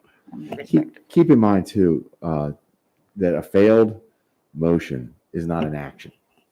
If the motion were in the negative, and I'm just as an example, someone moved to eliminate something and that passed by 5 votes or more, that's an action taken. In this instance, something was proffered and it didn't pass. That's a non-action and you can always revisit those. Okay, so that's cleared up, I think. All right. Yes, and then I had further. Okay, Ms. Frank. Okay. So I would just say, I do have concerns with the calendar. The overarching concern that I am hearing is that we keep adding into the calendar, we keep making it longer. And so I would just state that I think that what I would like to see this board do is try to go back and condense it a bit again. There are other ways to do some of what we do, and we found some creative ways to do that. And I hope that in the next calendar, we're able to kind of add some of those more creative ways. I know, Michelle, you and I have worked on some thoughts for observing a different holiday. And instead of using that as a day off, we had some really great ideas as to how we could observe certain things. And I would like to see if we can try to find those ways instead of making it days off every time we want to acknowledge a specific holiday or event, to try to get this calendar a little bit more condensed and not have it the 29th to the middle of June is quite a span. So I would just, in a general sense, like to throw that out there. Thank you.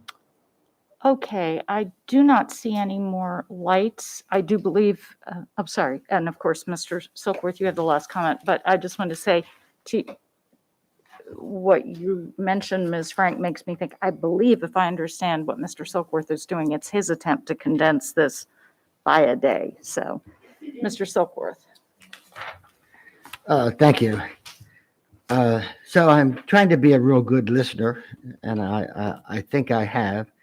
And it's just a few comments. So my experience is that this will not impact AFSCME. There have been teachers in the building on that day very, very often, a lot of teachers. In fact, this may even change that since teachers could choose to work asynchronously. And this is an amendment to option A. This is not another calendar option.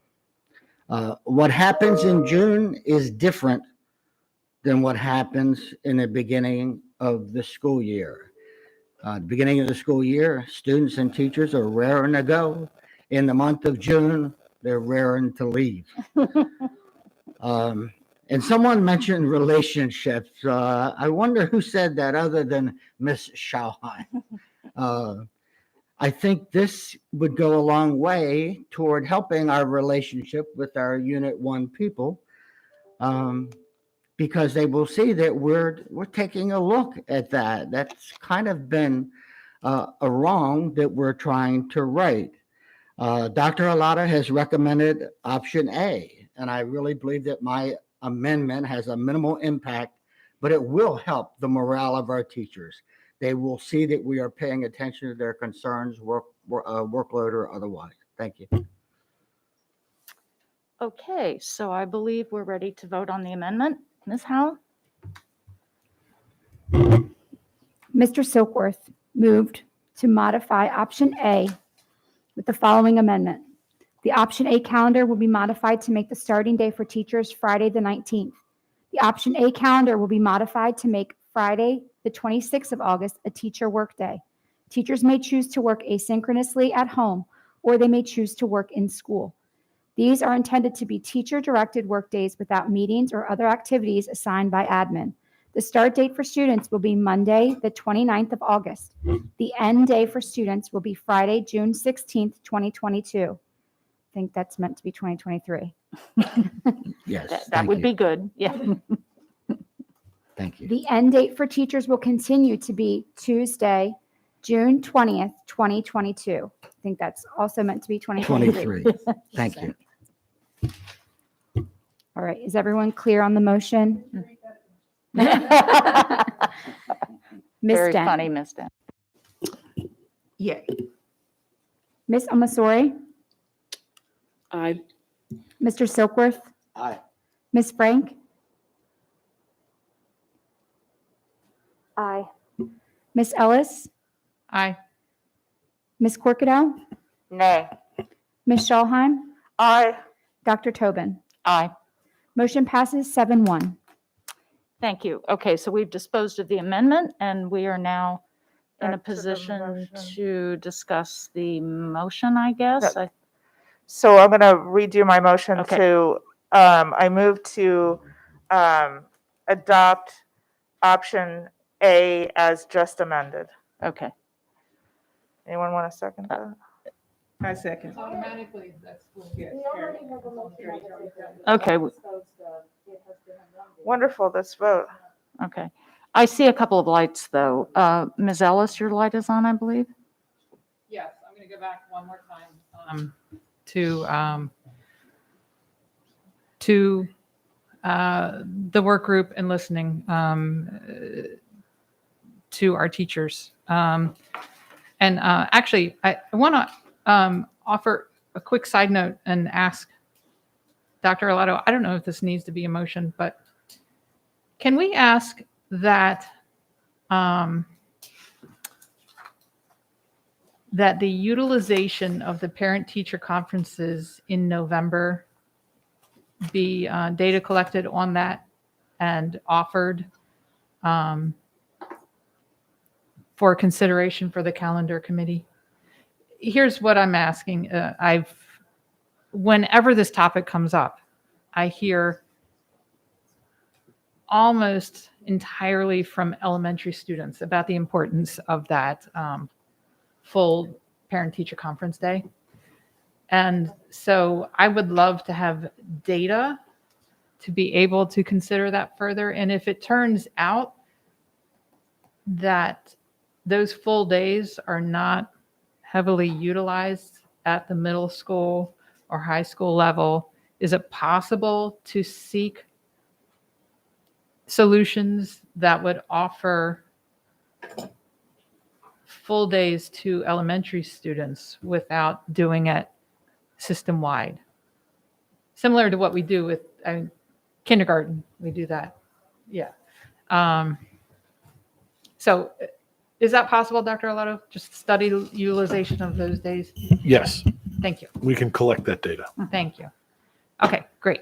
So because I share Ms. Dent's feelings on, I like the B versions of the calendar, but I can't ignore what I'm hearing from our elementary teachers. I regret that we don't have that data now to be able to offer any more alternatives than we have right now. But I definitely want to consider that for the future because I also share Ms. Frank's concerns that we try to condense our school calendar more, because that's what we hear across the board from our school community, teachers, families. That all being said, I'm going to stand up once again for our teachers who were clear in the work group. I do not want to bring our teachers back the third week in August.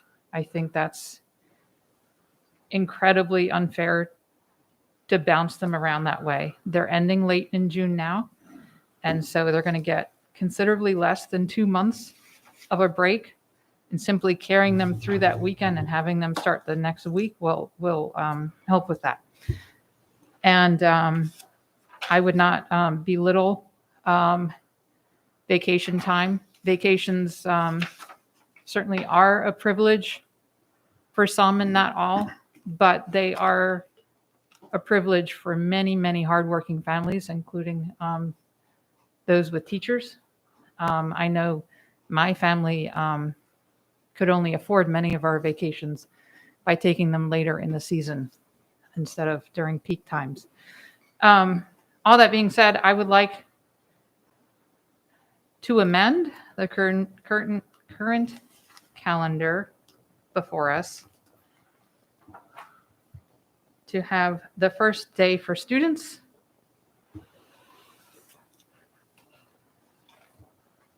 to be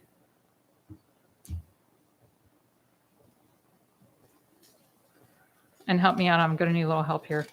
Teachers are currently starting on August 19th with the amendment, correct? So I would like to amend the calendar for the first day for students to be August 30th, and therefore the first day for teachers to be, what is it, August 23rd? I'm sorry, I'm bouncing back and forth between a calendar. Oh. August. I did. I'm just trying to get the teacher work day or the school year to begin for teachers in the fourth week in August instead of the third. So the amendment would be students begin on August 30th and therefore teachers begin on August 22nd. Does that work? Am I looking at that right? Can you please type this out, because it has impacts to the last day of school too, and send it around to everyone? Thank you. Yep. Point of inquiry, when you say students, do you mean grades 1 through 5? Because on option A, the first day for grades 1 through 12 are the 30th. It says schools open for grades 1 through 12 on the 30th already. It's whatever the first day for that students come in. The 29th of August. Okay, so for grades, okay. So students, the first day students are in the building is August 30th instead of the 29th. Right.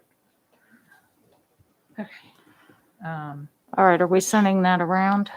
Yeah, I'm working on We the, need 6 days for teachers, correct, to keep the, You Give me a need, second. well, she's typing that up to send her colleagues. I want to make sure that. I'll second if the I got motion. this right, Are we still? she's going to need 6 days. right, so you have Right. 22, 23, 24, 25, 26, and 29. Oh, but we need, okay, so we're going to give up that day in between. It's Mr. Silkworth's motion gave up that day that passed. If I Yeah. understood that correctly. Right, well, we Yeah. got a whole, okay. That's right. I have a question. Still 6 days. I understand, but the passage of your motion, if I understood it correctly, eliminates the day, the last day eliminates the free day for AFSCME to clean up the buildings. Right. essentially. Well, it makes a teacher asynchronous Right, choice right, or okay. work. But it So makes the 26th It makes a it a work day. teacher work Right. day. Okay. So 1, 2, 3, 4, 5, 6, okay. So first day of teachers have to be the 22nd in order to keep the 6 days. Correct. Ms. Schulheim, you had, Adding That's another going to change new teacher orientation and all that stuff too, but we'll Right, fix. right, understood. And the other thing, board members, while you're working on that motion, just understand that the marking periods within the calendar yeah. will likely change also. We have certain I mean, days off for each marking top of my period. head doing quick look here, I can't really tell you exactly, but Right. Ms. Schulheim, you had a question? Yeah, this change does impact many parts of the calendar. It impacts marking periods. It impacts the first day of school for students, for teachers, the end dates, and all the rest of it. I certainly can't vote on anything like this that I haven't seen, especially with no notice given, as we've heard from multiple members today, how important it is that proper notice be given. I just don't understand. I would need to see all of it laid out. Well, while we're waiting, have we got it yet? No. We're waiting on the motion. I think, okay. All right, so it's here. Dr. Oh, Tobin, may that's I it. address, while you're Yeah. considering that, can I address one point about the timing of the adoption of this calendar Yes, that doesn't address Mr. the calendar? Mosher. So that sound you might be hearing is from people all over schools across this county waiting to schedule students. Right. And from instructional data upstairs, waiting to schedule students, which they cannot do. They can't even begin that process until you all adopt the calendar. Right. Yes. Yeah, by hook or by crook, I guess.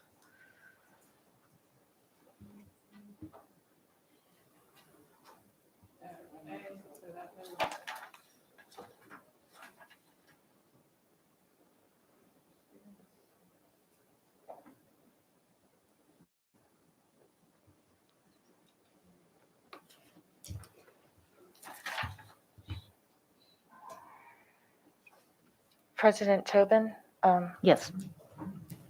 may I suggest we table this and hammer out the items 801 and 802, and then we will have comprehensive amendment and structures for our calendar?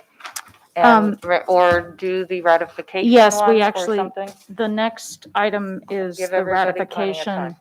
discussion. Is that okay with members, that if we table this for the time being, let everyone have a chance? It all needs to get done anyways. We have to but do it. We are in a half stand here, Yeah. and I thought with the temperature and the roads, Okay, those of us in I'm sorry? SoCo.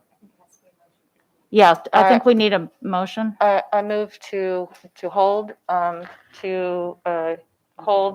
item 7.06, remaining items on the table till after hearing item 8.02.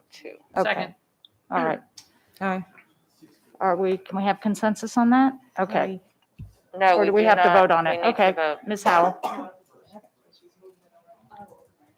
We're taking a vote to just Yeah. do a little swap. Did you say after item 8? 8.02. So Okay. we're gonna hammer out the other three was my thought, and then that'll just leave the calendar. Yeah.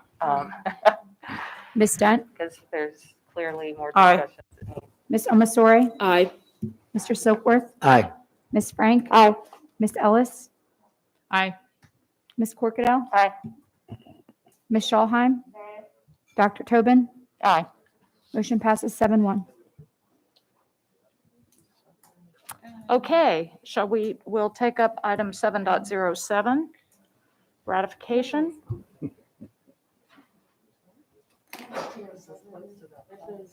That was what we I know, I moved appreciate at the it. beginning. Yeah.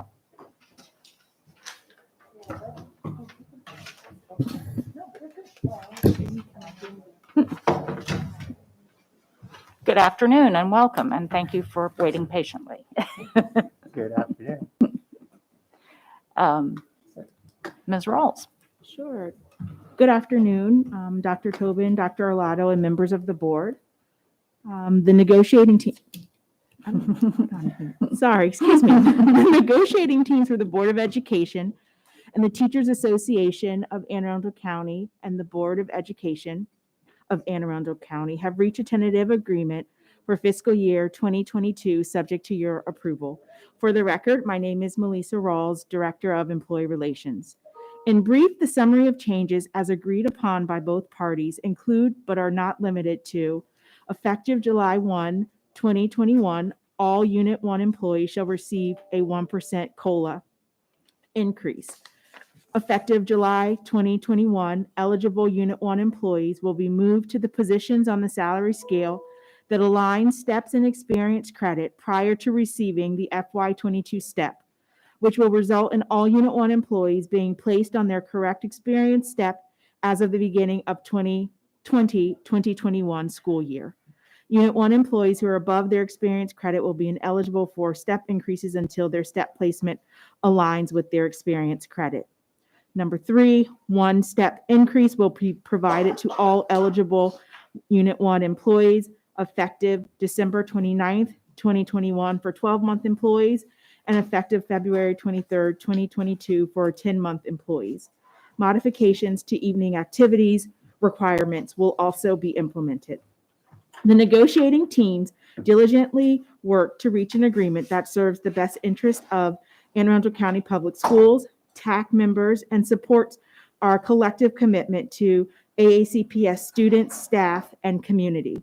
I would like to acknowledge TAC Executive Director Kenneth Page, as well as Russell Leone, President of TAC, for their dedicated efforts during FY22 negotiations. On January 4th, 2022, TAC ratified this agreement, and I respectfully request your approval and ratification of the noted summary of changes. Thank you. Thank you. Mr. Leone, would you like to say something? Good afternoon and Happy New Year. I'll just keep this very brief. Russell Leone, President of TAC. Melissa has outlined it very well, what we've come to an agreement on. And we also do want to thank the AACPS team and their negotiating efforts to do this. This is an incredible step forward for our educators. So I do hope you will support this as well. Thank you. Thank you. All right. I believe we need a motion, I think, to support. Is that correct? Do we need Dr. Arlotto's recommendation? Oh, yes, He's we not need here. Dr. Arlotto's recommendation. Oh. There he is. I stated it. Okay, I good. was back there. Oh. Just didn't hear it. Awesome. Dr. Arlotto.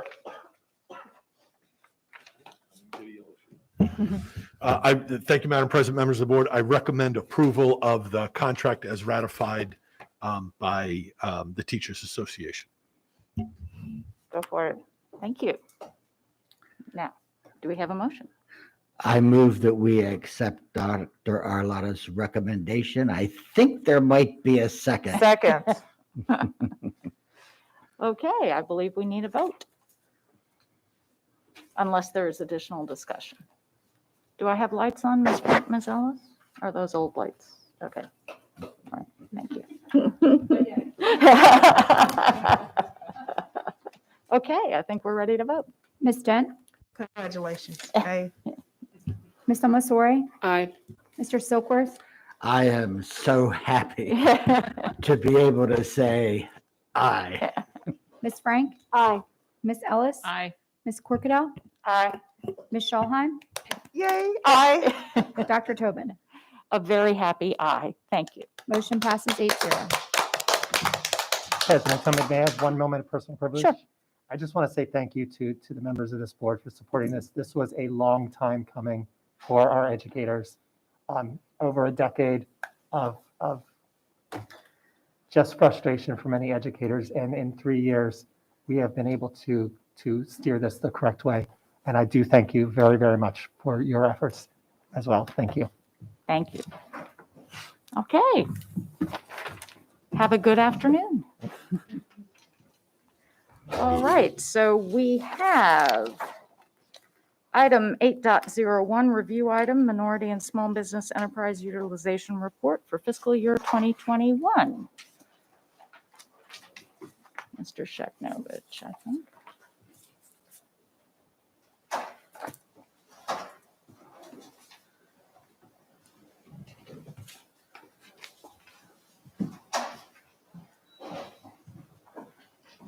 Good afternoon, Mr. Sheknovich. Good afternoon. For the record, Alex Shekno, Chief Operating Officer. As a review item, there is no formal presentation. Ms. Esther Avery and I remain available to answer any questions that you or your colleagues might have. Okay. Are there any, I don't have any lights. Are there any questions? I was very glad to read this report, see the work that's being done. I realize the percentages are down a bit, but the numbers overall are up. And so thank you for the work you're doing, and we appreciate it. Thank you. Yes, and thank you very much. I got to tell you that we are very blessed to have Ms. Esther Avery here leading the team. She is, as Dr. Arlotto has personally witnessed, received accolades at the State House and elsewhere across the state for leading the charge. So we're very proud of the program here within Anne Arundel County, Madam President, and it goes to Ms. Avery's credit for being the program that we are. Ms. Avery, thank you. Thank you very much. Thank you. Okay. And we have item 8.02, award of contracts. Again, this is a review item. So are there questions or? I see no lights. Okay, then. So I think we're set with that. Thank you, Mr. Sheknovich. All right. That gets us back to item 7.06. We have an amendment before us.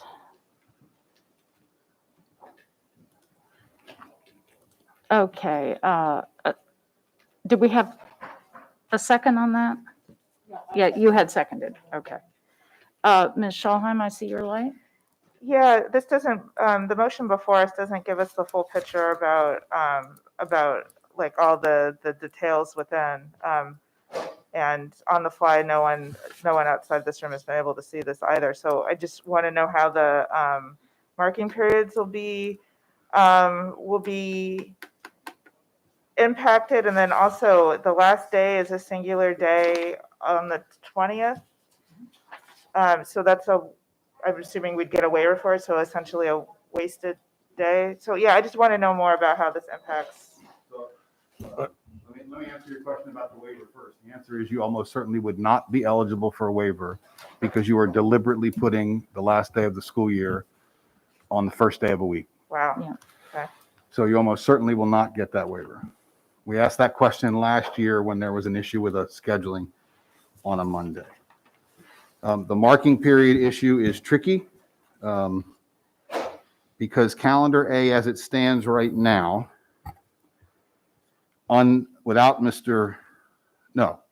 it stands right now without this amendment to move it to the 30th, 47 days in the first marking period, 44 in the second, 46 in the third, and 47 in the fourth.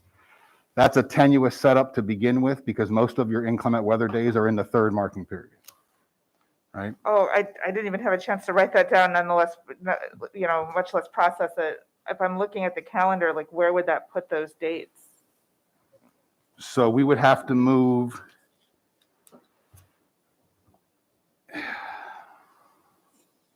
We would almost certainly have to move the end of the marking period until after spring break. Right, the end of the third marking period would almost certainly move after spring break. Yeah. I mean, like you, we'd really have to sit down and look at this and add this up. I mean, the weather plays a huge part in the third marking period, right? Yeah. You want your third marking period with as many days as you can get, because you're likely going to subtract the inclement weather days from there. All right, well, I'm not going to make you spin your wheels here. I'm just going to say that I'm a dead no on this for a huge list of reasons, but putting the last day of the school year intentionally as a singular day of a week, I think is foolish. Not having a real break over spring break is, again, problematic for me. I'm a no. Ms. Corkadell, is your light on? So, I do think that this gets us closer to what the people we represent want, based on the information that I heard from the work groups. And as I said in debate on the previous amendment, that, this is about the people that we're representing and that impact to the students. So I will be supporting this amendment. It also, I think, is noteworthy to recognize that, when we are endeavoring in all of this, it is appropriate that based on outcomes that other things can emerge.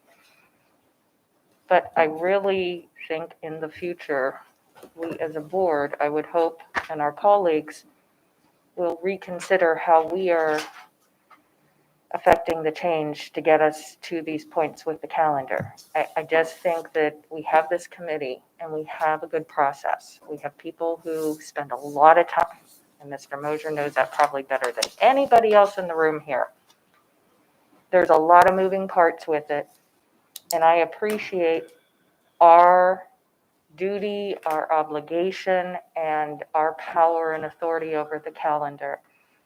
But getting us back to having that calendar well reflect our stakeholders' interest is where I'd like to see us be.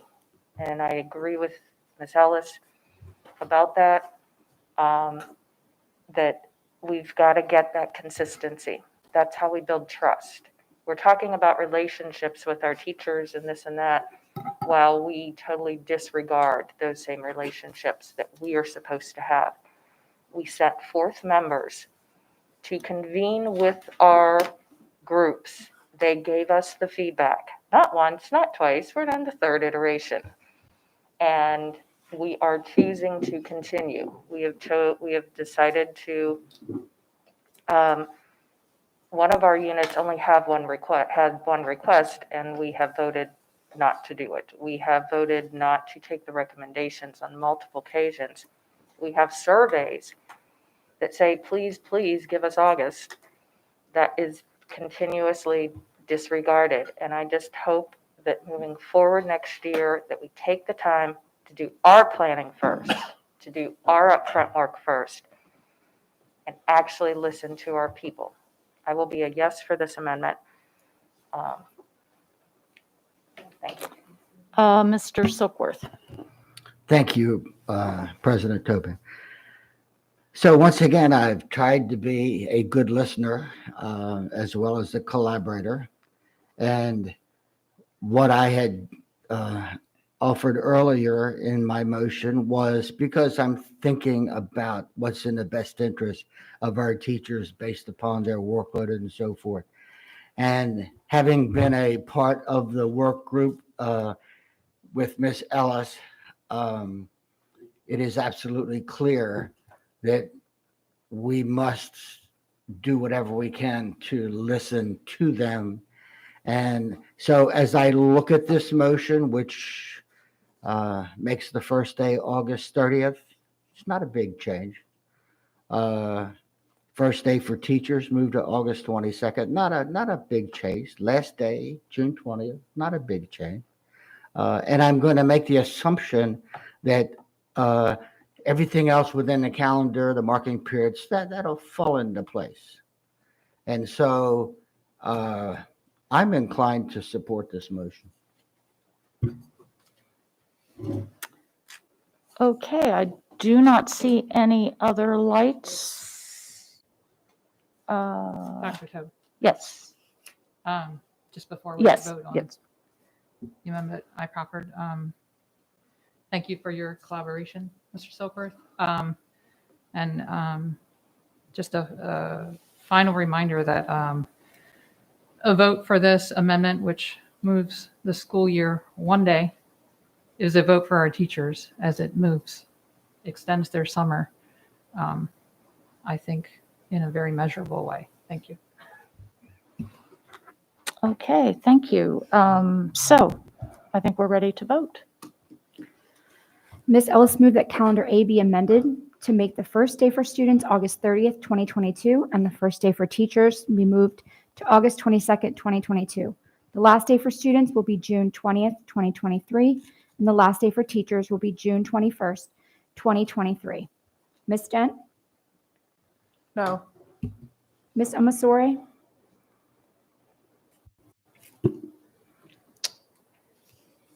No. Mr. Silkworth? Aye. Ms. Frank? Aye. Ms. Ellis? Aye. Ms. Corkadell? Aye. Ms. Schalheim? No. Dr. Tobin? No. 4-4 motion fails. Okay, so we now have the original motion on calendar A to vote on, I believe. Okay, as amended. Ms. Dent? Yay. Ms. Amasori? Aye. Mr. Silkworth? Aye. Ms. Frank? Nay. Ms. Ellis? Nay. Ms. Corkadell? Oh, I hit the wrong. Nay. No. Ms. Schalheim? Aye. Dr. Tobin? Aye. Motion passes 5-3. Okay, I believe that brings us to a close. Is anybody? Motion to adjourn. Second. Peace out. Do I have consensus? We are off by 6 minutes, folks. That's not too bad. Only 5:06. Thank you, everyone.